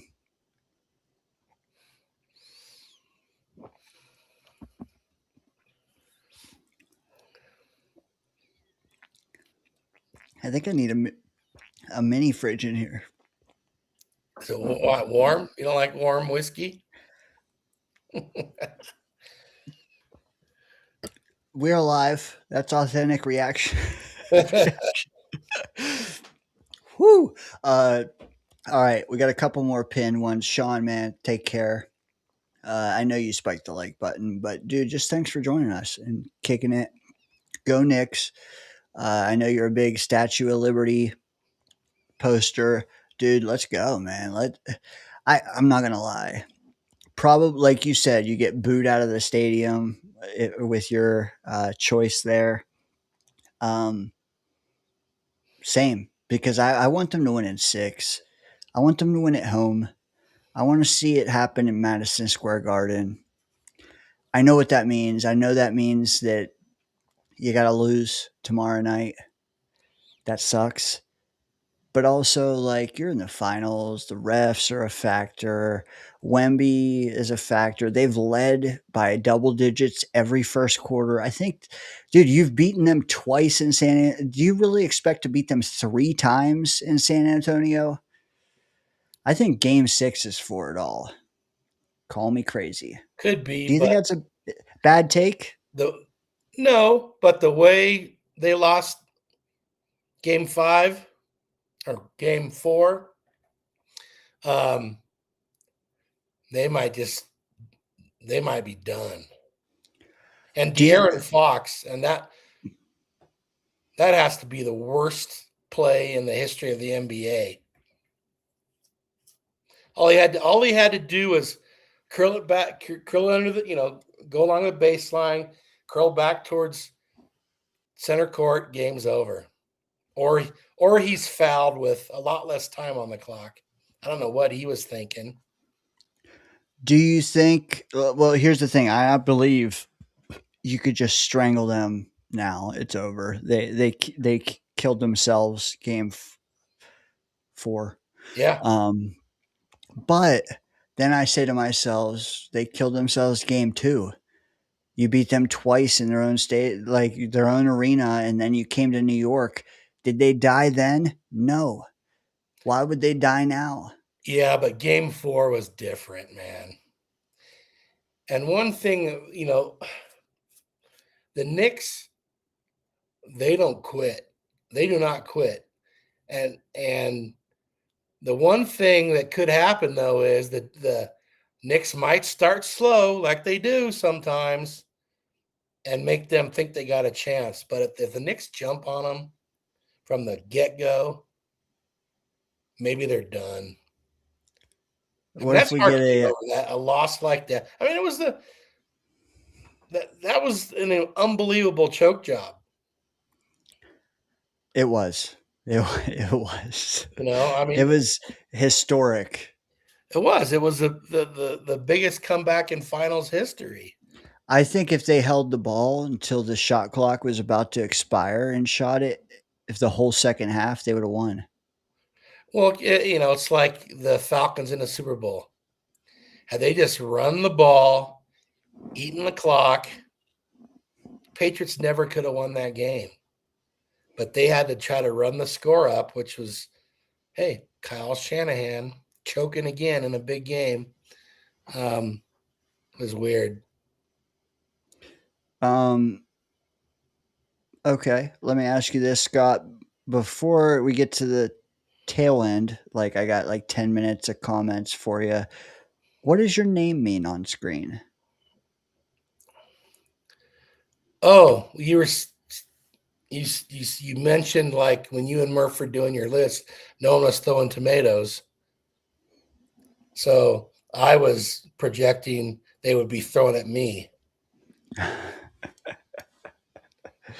I like it. And I was thinking, Will, get some tomatoes there. I felt safe with Ruckert. I figured AG, I'd get some tomatoes there. And maybe Isaiah Williams as well. By the way, Team USA won tonight. In what? Men's soccer. Oh, okay. 4-1 against Is it Paraguay or Paraguay? Paraguay. Paraguay, dude, I don't even know. Dude, you probably put stuff up your nose from there at some Yeah. point in life. Probably. Is it As Dylan? I probably did also. Is it Dylan Parum or Parum? Yeah. You know what? Snow. You know what? Can you read this one for me, Scott? Who doesn't love a good choke job? There's a time and place for everything. You know what? I wish Charles was here to comment on that. Scott, you're all about the O, right? The O is important. JT chimes in about the Spurs. That can ruin a team. He said that was a crazy collapse. Totally agree. Yeah. He said he had a quad imperial that was like 13%. That's JT, wine. That is wine. JT, have you ever had a what's it called? Not a voodoo. Oh, JT, have you ever had a Four Loko? Oh God, those are poison. 13%. That shit's made for the hood. Cheap and strong. Yeah. Yes. There was one of those when I was coming up. They called it liquid crack. It became such a problem in the inner city. What the hell was it called? It was one of those fortified beers that maybe were actually wine, you know. Yeah. Oh, Scott, we got to do your segment next week. What segment's that? Well, I put you on blast. Let me frame it. Yeah, I know. Okay. Yeah. Well, you have to decide. Murph needs to be there for it. Yes. Let me frame it for the folks. A couple months back, we put Scott's salmon snatchers to the fire, and we asked him to identify acronyms, phrases, text, jargon. What the hell does it all mean to Scott Foster? It was a rousing success, okay, to say the least. Go find it. It's on the channel. Just go to videos. It's under the fuck. I got that one. Scott said, you know what? You got me. But now I want to get you. He's got some older verbiage for me and Murph to try to decipher. And I'm not gonna lie, I'm kind of anxious to do so. We got to get Murph for longer than an hour, which I'm gonna force on him next week. Let's plan for that because I think the people need it, sir, in mid-June. What say you? Hey, sorry to interrupt, but I gotta say, Happy Eddie just nailed it. It was Cisco. And in the Bay Area, it was Cisco, this alcohol drink. And in the Bay Area, they were calling it liquid crack. It became such a problem. Anyway, I thought he was saying his least favorite jet was Andre Cisco. No. Here, Okay. Dane, I think this might be the problem though with me giving you guys the things to figure out. Back in those days, all these things were way more regional than they are now. Well, we don't have to treat it. And it'll still be fun, but we didn't have all that social media and everything. Everything's worldwide now. Jets worldwide, wide. How instead of framing it like that, the first one was you trying to guess what me and Murph know. Yep. And now we'll try to guess what you know. Right. How's that? Sure. Okay. Well, but it wasn't. I mean, obviously, I could ask you shit that you don't know, and vice versa. But You it's more could. like common phrases, Yeah. saying whatever, which it was probably easier for me what you guys are laying out than what I'm going to lay out for you guys. But yeah, Stump the hell. You know what it is though? It's an educational moment for all of us. Like yeah, let's hear how the old heads talk. No offense. it'll be like a trip back in time. Yeah, I would love to know what a bunny Hopefully, hop Johnny is. will be there watching this thing. I Snowball think, might be able to guess a few. Apparently, Happy Eddie McGuire can because he knew what Cisco was, so he's been around. dude, the people need to know what a bunny hop is, Scott. Fuck, I don't know what a bunny hop is. I know what a pink Okay. squirrel is. What about a fuzzy navel? I know what that fuzzy navel is also. I was a bartender. Okay. See, you're a man of the people, Scott. You know what? Bartending led to a lot of pink clams, if you get my drift. I do.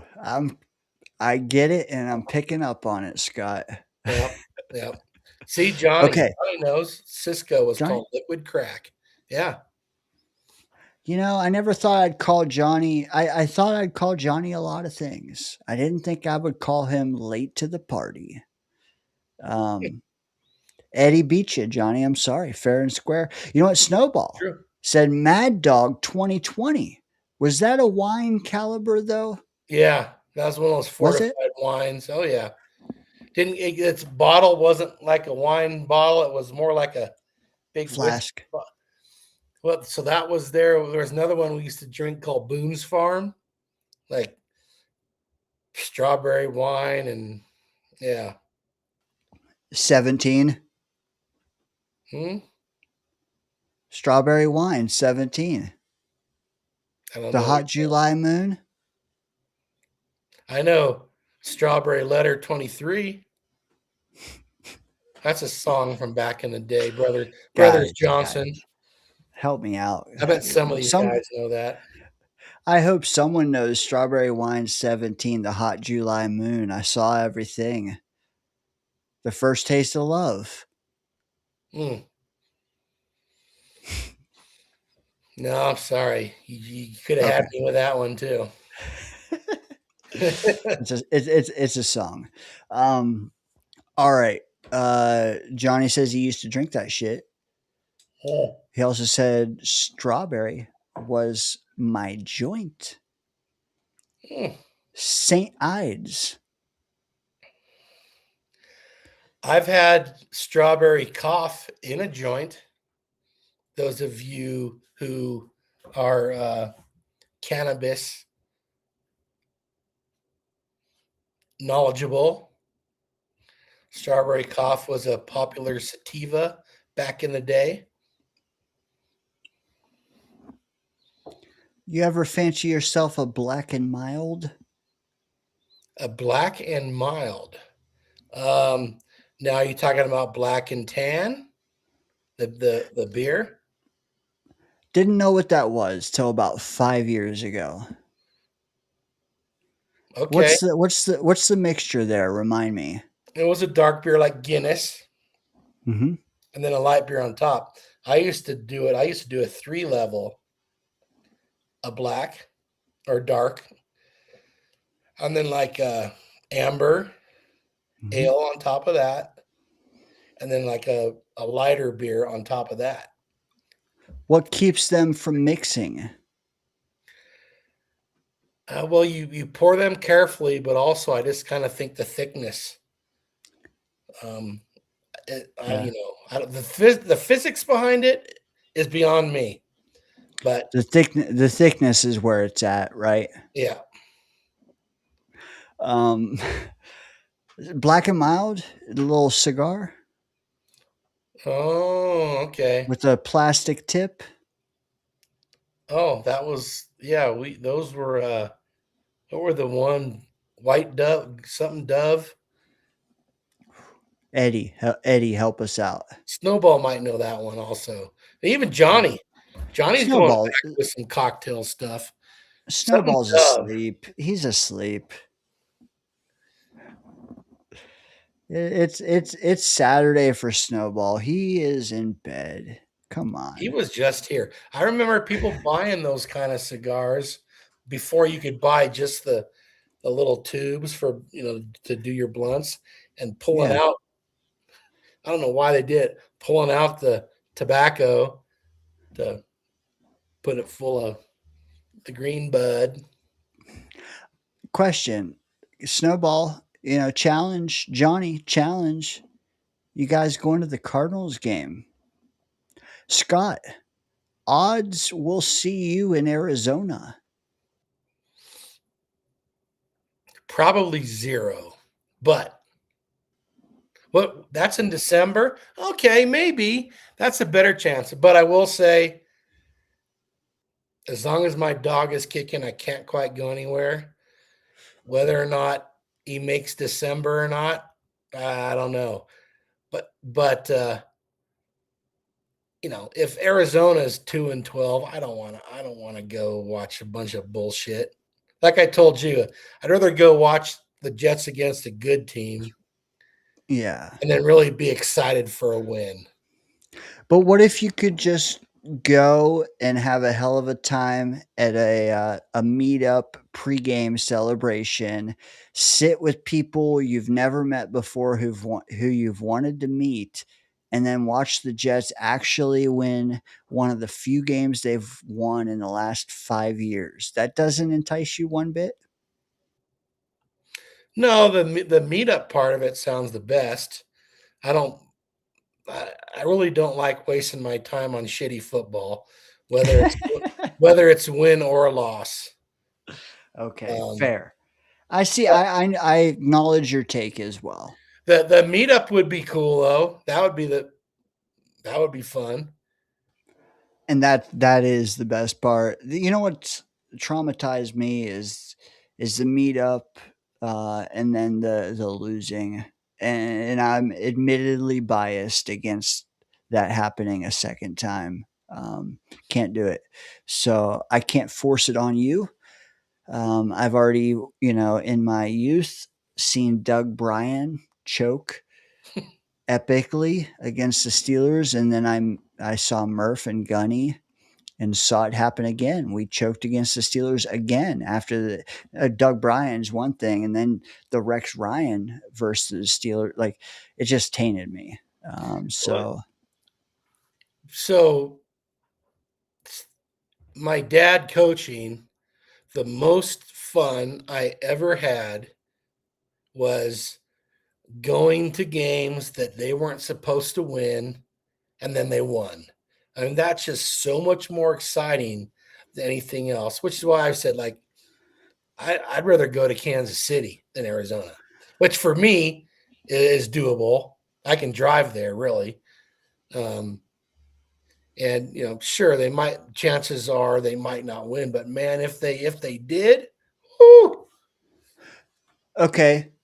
So stacking these, I think I see the common denominator here, and that's the fringe games are the worst. The coin flip games that you inevitably lose. But if it's a game you fully go into it expecting to lose, that's better than a coin flip game that you then lose, right? Well, here's the thing. And I'm going back to most of my life, my childhood, growing up. Even though they weren't supposed to win, I always thought Pop's teams had a chance because I'd seen too many them pull off too many crazy upsets over the years. What I'm saying is I don't want to go watch shitty football. And even if the Jets are winning 35-7, I don't want to watch a bunch of Arizona might be really bad. And I just that just doesn't do much for me. What But by if December, I might Yeah. feel differently because maybe both teams have 7 wins, Okay. maybe have a shot at the playoffs. I mean, I think that there's a better chance the Jets are there than Arizona. What's the drive time to Arizona? I want to say it's like 12 hours from here. Oh shit. Okay. All right. That's a hell of a drive. Oh, dude, that's no sweat. Don't say that, or I'll I expect just you. need a good nap afterwards. All right. No biggie. Keep doing your thing. A late joiner to the party would like to say, Modine. He says, Modine. "Let's go USA." Thoughts? I'm surprised he didn't pick the USA to lose.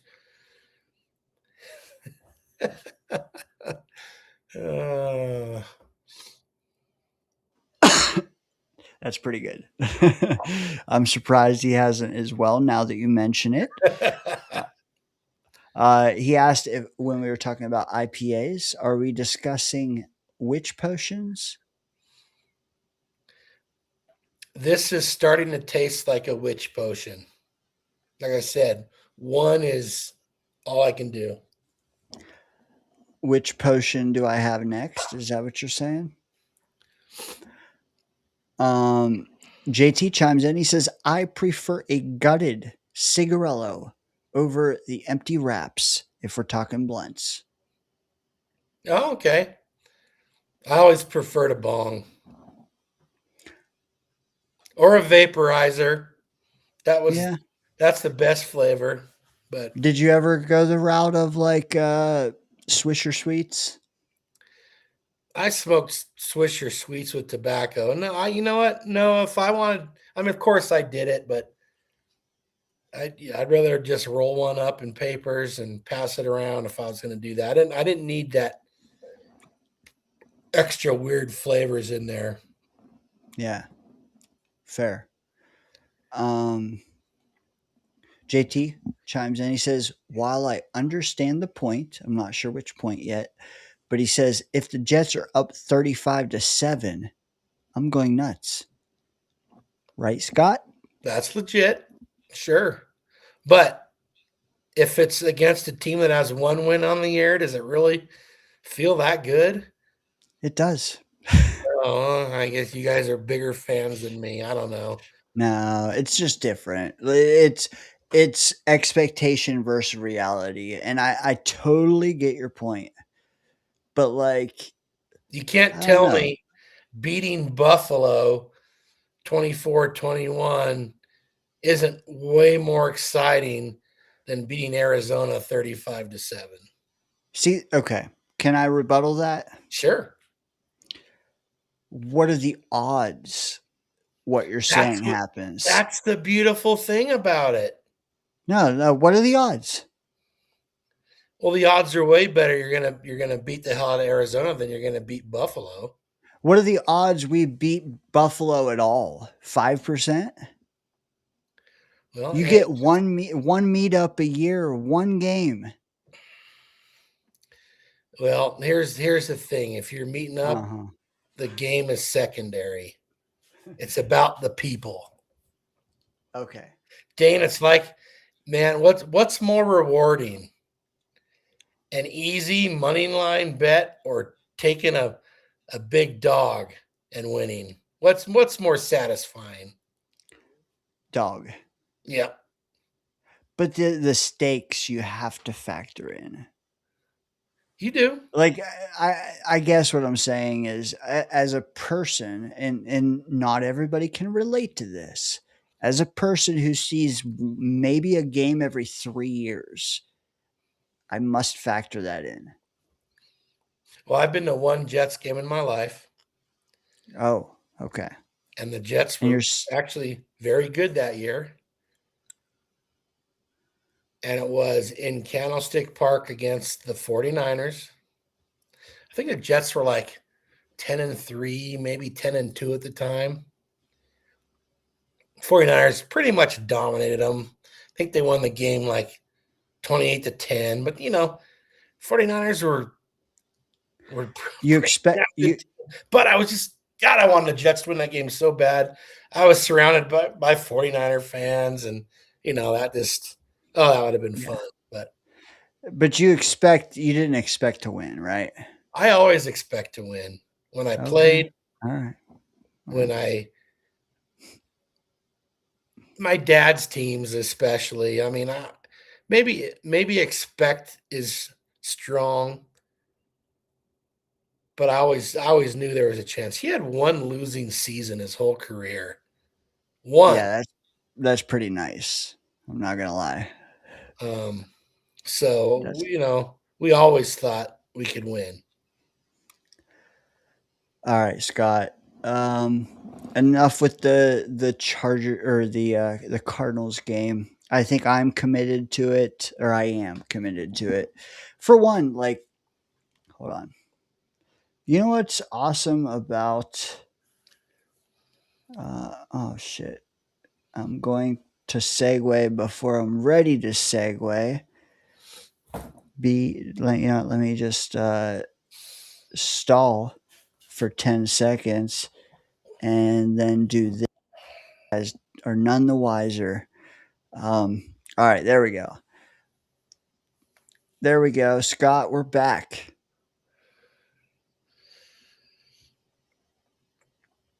There. Oh, look at baby Beard there. Okay, and there's Murph. Who's number 28? Someone from Asmon Discord. That's not KJ from Colorado, is it? It might be. Yeah, it might We be. were just talking about him the other night. Yeah, obviously I know who you and Murph are.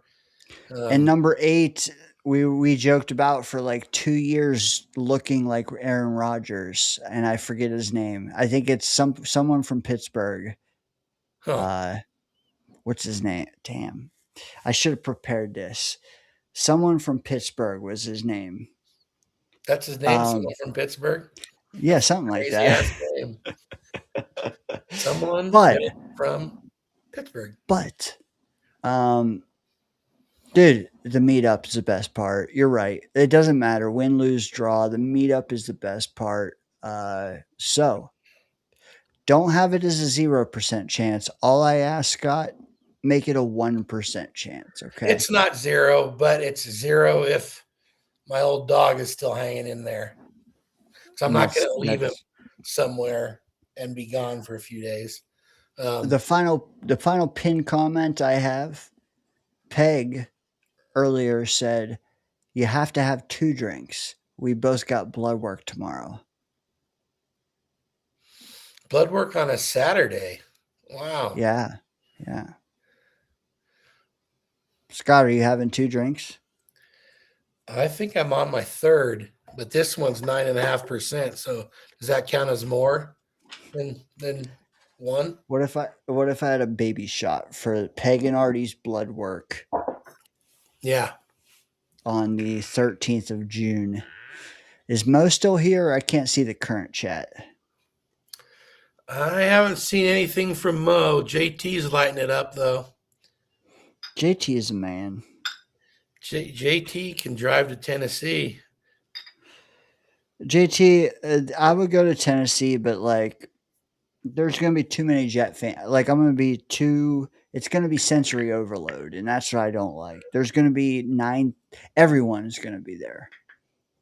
I would rather go later in the year and see a few people from the West Coast, and then let's go from there. Guess what? 2027, we'll have a franchise quarterback, and I'll go to the season opener then.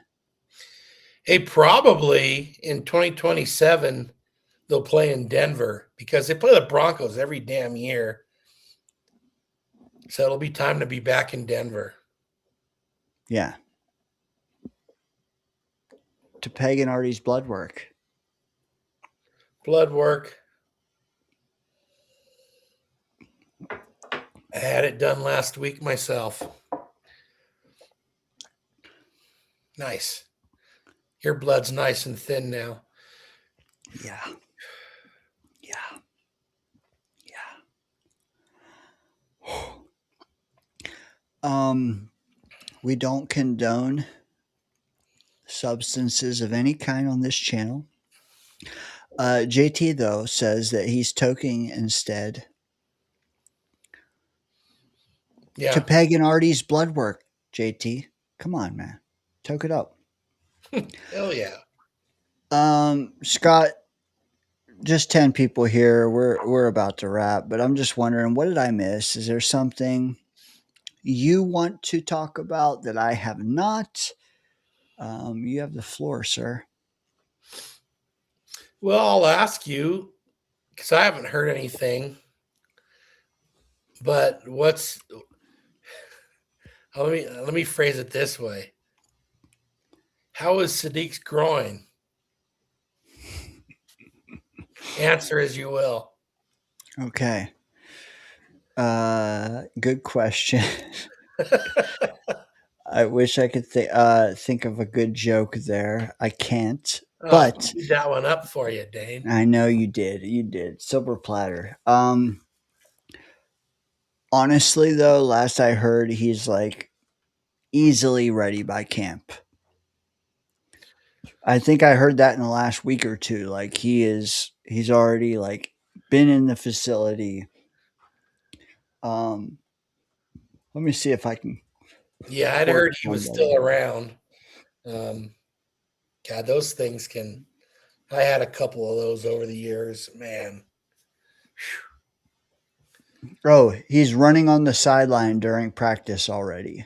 Okay. Yeah. He's doing agility stuff to the side. He will be back for training camp. You know, I'm and Murph kind of reminded me of it tonight, but I'm hearing a lot of people thinking what's his name? Our other tight end is going to have a bigger year than Sadiq. Bigger year how? Just more catches, more yards, and more touchdowns. Oh, statistically. Yeah, and I'm not buying that because I don't think they're taking Sadiq at 16 if that's the plan. Now, if Sadiq's hurt, that's another story, of course. Right. Um, All things being equal, I don't understand how you can say that except just experience. yeah. I could maybe he has more catches but less yards and less touchdowns. And not by I don't mean Sadiq. Sadiq would have the more yards and the more touchdowns. Do you agree with this list? I can't, you know what? I love it. I can't put Sadiq up there yet. Boy, Over who? they have Sadiq third. Over who though? They're all young. I'm not. Well, We're talking next year. Oh, this is someone I want on my team. Is that next year or for the rest of their careers? the rest of their careers. Well, then that's arguable. But man, after what we saw to Colston Loveland and Tucker Kraft, I don't know. But this looks like a dynasty ranking to me. And I think I do agree Brock Bowers is first. I think Trey McBride is second. After 1-2, it's tough between Fannin, Sadiq, and Warren for me. It's tough. But the age, dude. Sadiq is 21. Well, that's the thing. What does it mean? I mean, it mentions stacked in 2026 and say beyond that. So, yeah, that's the caveat. I mean, the fact that Kyle Pitts is so far down, though, I feel like it has to be like long term. Well, a lot of people aren't high on Kyle Pitts because he hasn't done a whole lot. Last year was his best year. Aronde Gadsden, he's sort of had one okay year, second year. I don't know, but yeah, if that's for their career, sure, you can argue that. If it's for next year, I'm not putting Sadiq at 3. If it's for career, I lost you for a second. If it's for career, who would you put above Sadiq other than Bowers McBride? Maybe Loveland and maybe Tucker Kraft.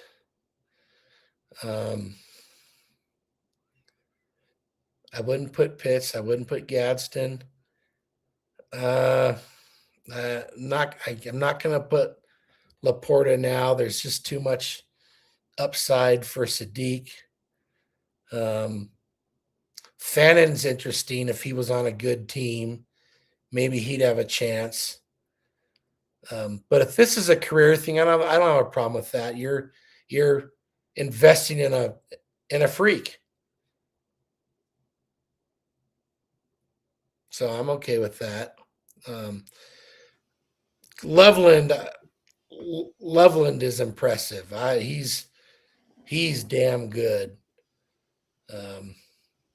If I had to pick right now, I'd probably take Loveland because I know what I got. Yeah. You know, I hope it's Sadiq. You know, he's my favorite Jet. But you know what? I'm with you. I am with you. You know, there's a value in seeing the guy for a year or two. Yeah. That I think Sadiq doesn't have yet. Final question before we get out of here, Scott. You talked about Loveland and how he could be ahead of Sadiq. Would you give up the capital that we use for our 2027 quarterback? Whatever that is, whether it be 2 firsts, 1 first, whatever, would you trade it right now for who Loveland has throwing him the ball? Yes. And why?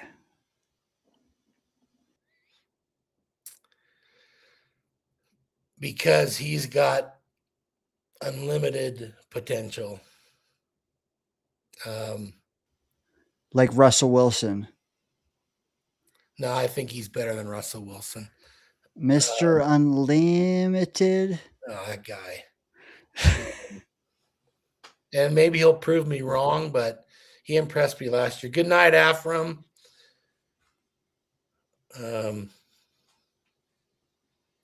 Yeah, if we could trade 2 number 1s for him for next year, yes, For Caleb Williams. I would do it. Absolutely. Okay. Shocking. I know you wouldn't do it, but I would. I wouldn't have done it 2 years ago. I'll do it now. Okay.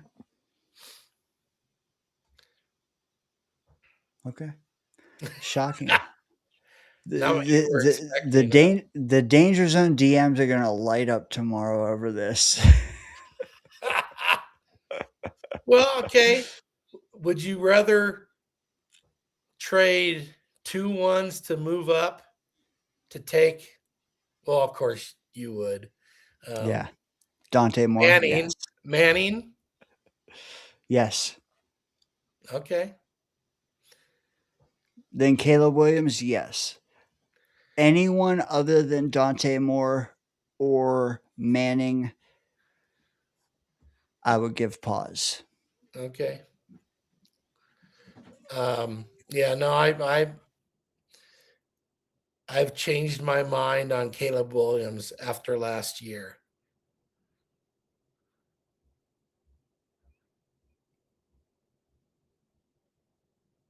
He is now my number 1 quarterback from that class. He wasn't going into last year, but he is now. Who is? Caleb. Okay, from that. Yeah, okay. From his class, you know. Um,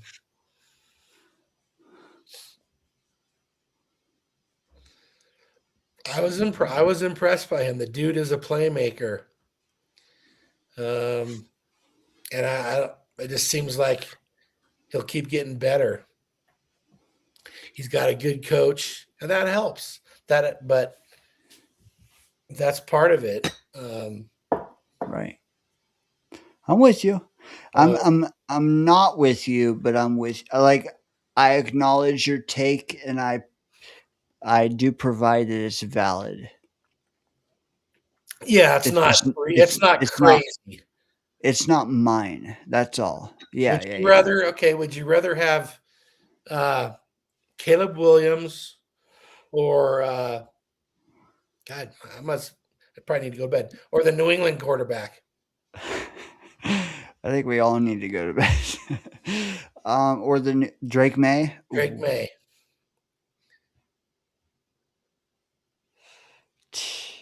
Fuck.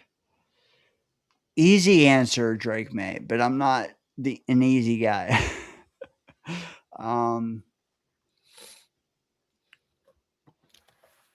Fuck. All things being equal, same team, same player, same situation. Drake May. Okay. Daniels.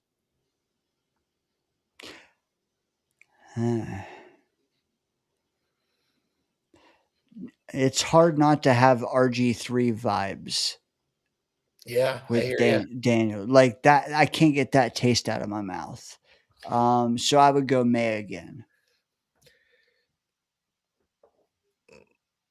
But how about Caleb Williams or Daniels? Williams.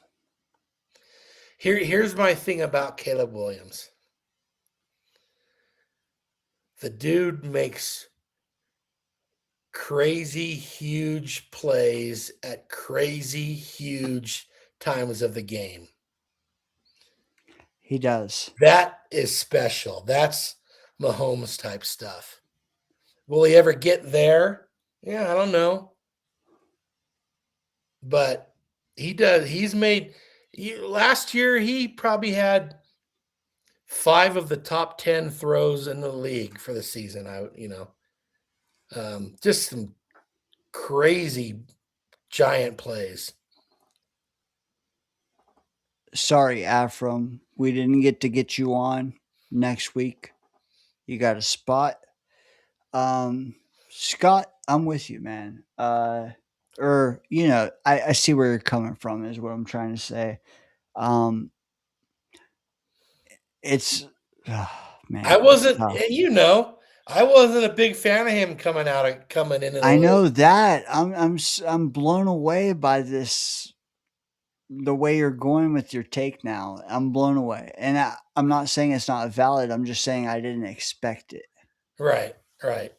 Yeah. Well, that's because you heard me make too many jokes about his painted fingernails and shit like that over the years.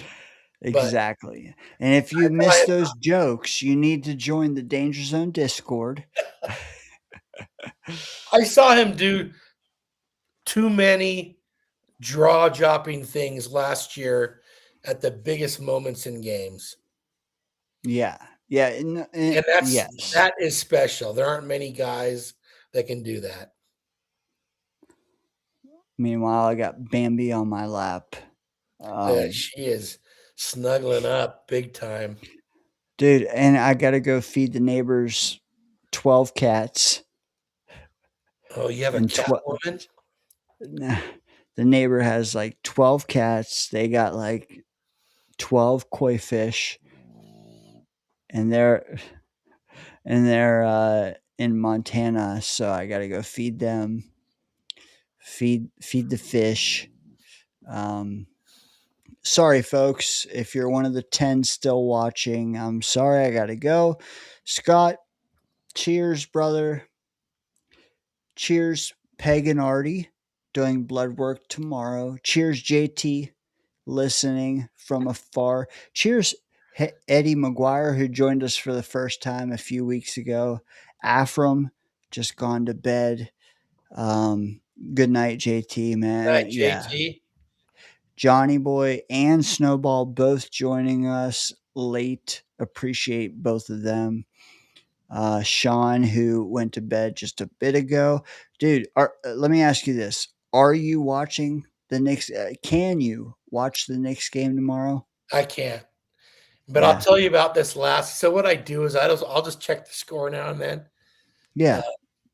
So I think I checked it in the third quarter, and the Knicks were down 29 points at the time. Sir Luca, cheers. And I went, oh fuck, okay, 2-2. But then a little while later, I thought, you know what? Knicks pull off some shit. They don't quit. Let me just check. And it was like 12 with 5 or 6 minutes left. And I kind of went, oh, it's good. They cut it close. And then I get a text message from my basketball coach friend in California that says, it's amazing how often teams blow big leads. I was like, oh, shit. So then I kind of paid attention to like the last minute of it. Couldn't watch it. I just was watching the score change and whatnot. But yeah, I was definitely surprised. So you didn't see the final play of the game, or you did Not via till highlights? No, I'm getting messages from my buddy, and then I saw a highlight later. Of course, I thought at one point I thought, oh shit, Knicks lost now. And I'm not a Knicks fan. I don't really care. I hope the Knicks win this series. Like I told you, I Yeah. go back. I had a thing for Walt Clyde Frazier, Earl of Pearl Monroe when I was a kid. I just for whatever reason I rooted for the Knicks because of those guys. But I'm not going to claim to be a Knicks fan. I'm definitely not a Spurs fan. So, but I thought, oh, it's over. And then all of a sudden the Knicks had the lead. Like, what the hell just happened? So Let me. So you've seen the final play, obviously the OG tip in, right? that was incredible, dude. Let me ask you this though, because like I was torn in my head in the moment, and I'm freezing time, obviously in a millisecond for you guys. And Sir Luca again, thanks for joining us, man. Sri Lanka in the house, baby. You're down one, right? With 9 seconds. Are you okay with Jalen Brunson shooting a 30-footer? Like, in the moment, I was not. Wasn't it 5 seconds? Well, by the time he shot, yes.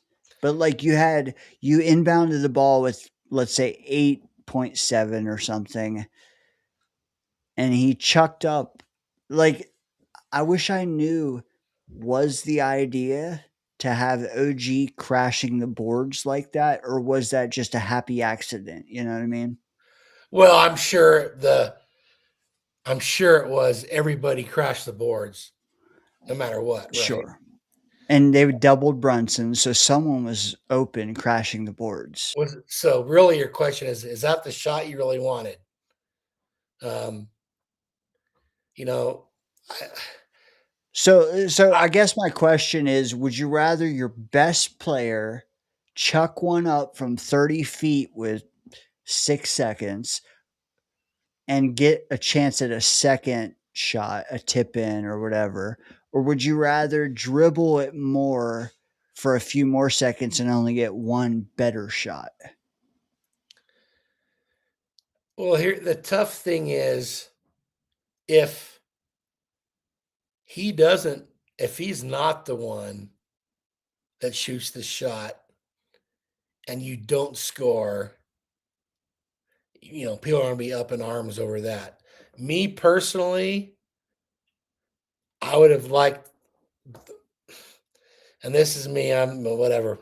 I'm gonna yell at the moon or whatever you like to say now. I like seeing the guy that everybody thinks he's going to take the shot, get an easy bucket for somebody else. Fair. But I get it. Your best player, and he's done it. He's done it a million times. And he had Wemby out beyond 3, and that's what the chat's saying. If you have Wemby out, shoot it, and then anyone else can crash without Wemby. Yeah, But but the ball still has to bounce right. If the ball had bounced out along the baseline, it just happened. It was a perfect storm. Yes, It and just that was perfect. But if that ball had bounced almost anywhere else, you're definitely not going to get a follow.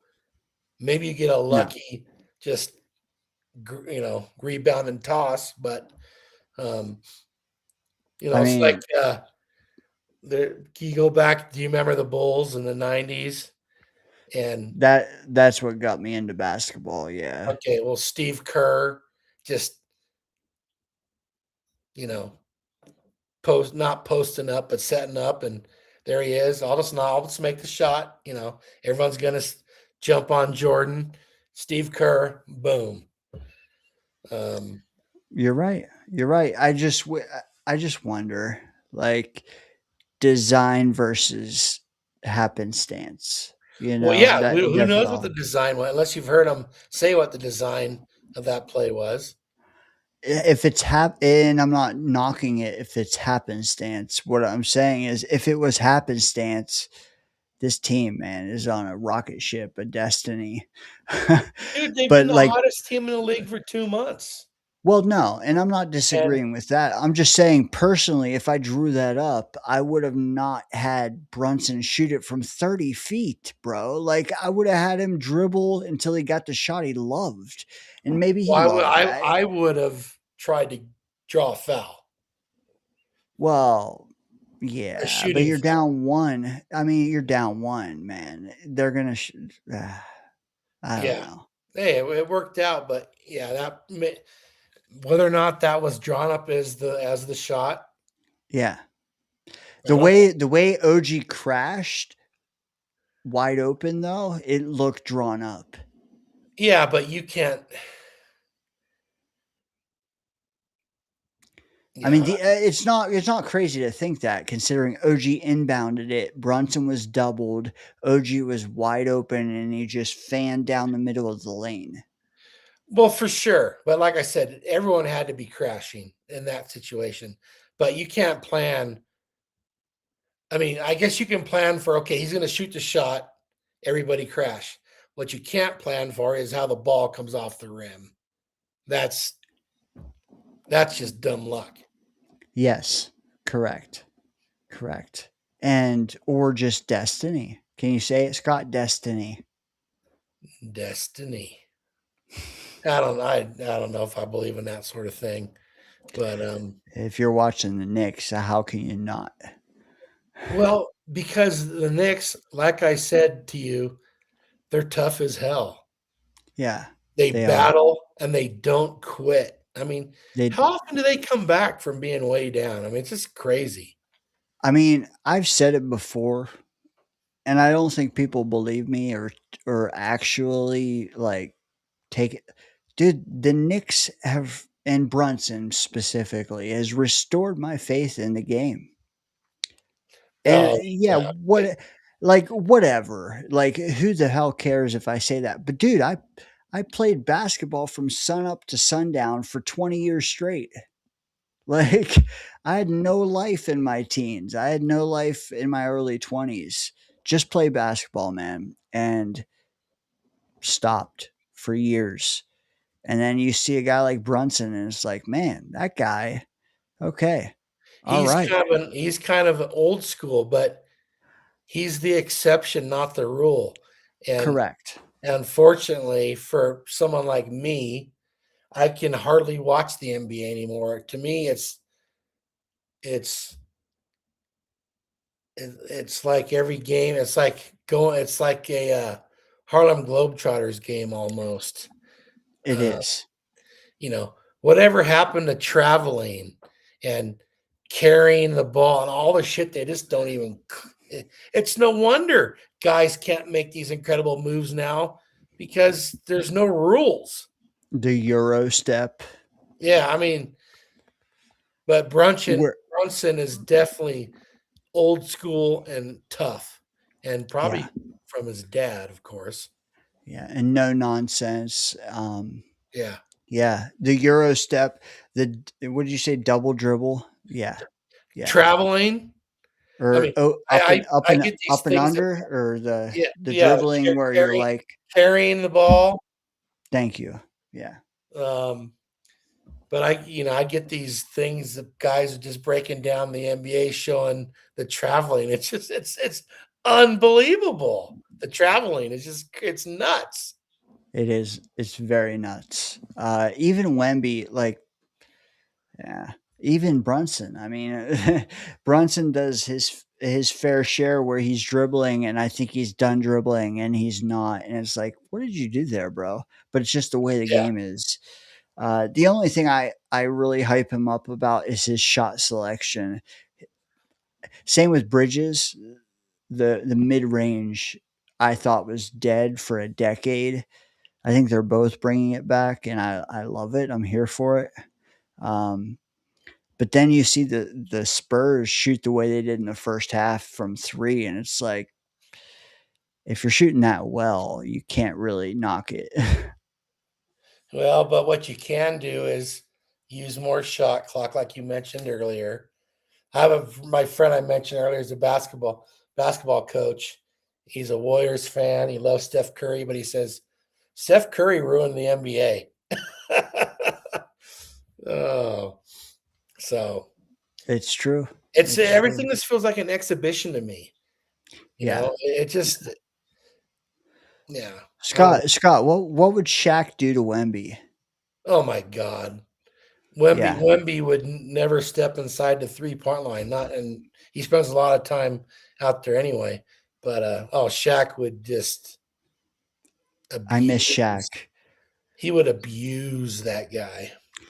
Shaq, I miss him every time I see Wemby play. All right, man. Hey, Tony Let's go to bed. Alexio says, I can't sleep, and the Danger Zone is having a marathon. I don't Shit. know what he means. This is an average show, isn't it, Scott? Well, this show is below average, probably. You have had some marathons. You've had some 6-hour shows. I think 4 is probably it might be Below below average. Yeah. 4 is below average. Tony, man, thanks for circling back. If you can't sleep, man, fantastic content by Murph in hour 1, Charles in hour 2, Scott in hour 3, all providing lists of their favorite Jets this coming season and least favorite Jets their coming season. I mean, yeah, whatever. My opinion was mixed in, but who's here for that? Everybody. Scott, have a good night, man. Enjoy your weekend. You also. Yes, sir. No more whiskey for me until Go Knicks. Oh wait, you want the Knicks to lose so they can win in New York. Forgot about that. Dude, I'm low key ready to see New York's reaction to them winning in New York. But I will say, from what I've read today, flights are overbooked, unavailable to San Antonio between now and tomorrow, of course, sold out. Also, over 50% of the tickets sold to Game 5 bought from New York, New Jersey. Wow. Just saying. You just want to come back to New York with the hopes of Wemby getting hit in the head with an egg again, I think. Yeah, that douchebag. I do. You're right. That was some dirty shit, man. If he hadn't missed, he could have. Dude, Man. just this year alone, he has a low light reel of crazy in his playoff repertoire. Yeah, dude. Well, you saw it, the elbow. I saw the shove in the head. I saw the kick at the knee, but that's all. I mean, I don't, like I said, I don't. Oh, you saw the elbow to the throat, right? No. Well, you said you saw it today. I said The elbow to the throat? No, I didn't see that. I saw that. Oh. Was that, or maybe I'm confusing that with, didn't he shove Brunson like hand to the head and Oh, yeah. kinda, or is that the same thing? No, yeah. No. So Brunson, he grabbed his neck and threw it down. Saw that. You saw him try to put a knee into OG's knee. Take the knee out. Yeah. Or a foot in it. Yeah. And then the first thing was the elbow to someone's throat earlier this postseason. Oh no, I haven't seen that. Oh, dude. Discord, bro. Cat scratch fever, says Sir Luca. All right. I gotta go to the neighbors, take care of some cats, some koi fish, take care of the dog. Gotta probably feed the old lady. I gotta feed myself. I haven't even had dinner yet, Scott. So Do you have to work in the morning? off the next 2 days. Nice. All right. I'm No trying to problem. get someone to. So Nick's tomorrow. I'm trying to get someone to do a pregame show with me. But if not, you guys will see me and Chaos Sunday night. Guys, enjoy your Saturday. Scott, enjoy your night. You It's might be DayngerZone. celebrating a Knicks championship on Sunday. Facts. And while it won't mean the same to me as it does to a guy like Chaos who's watched the team for 40 years, it'll still mean a lot. Tune in, check that out. Scott, we got to get you a way to watch Game 5. I'll work on that. Everyone, have a good night. Scott, you included. Thanks, Dane. Yes, Go sir. Nice. Go take care of those pussy cats. Hey, remember, both of our most favorite number one Jets this season. What say you? Quack, quack.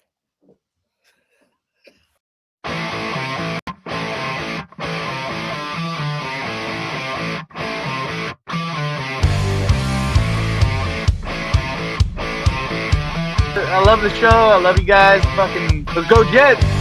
Jets, Jets, Jets. Oh my god. You guys are bad.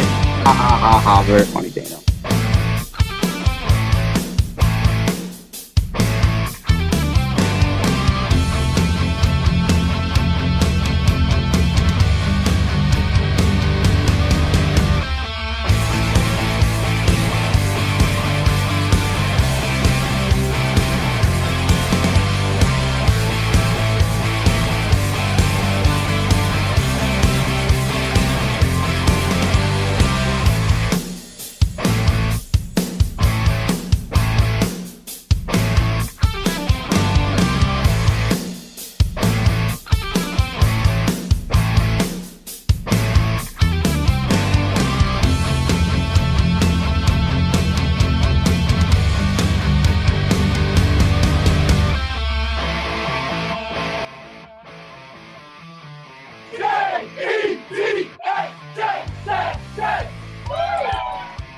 We can't all be beautiful.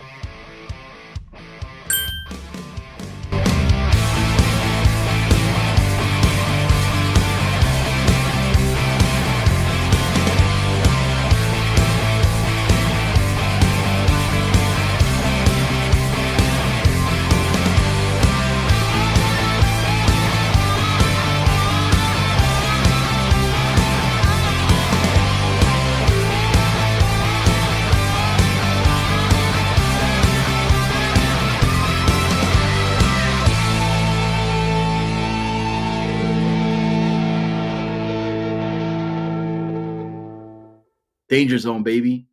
I think he has more thought-provoking questions. I'll be in the danger zone. Oh my goodness, let's go! Totally.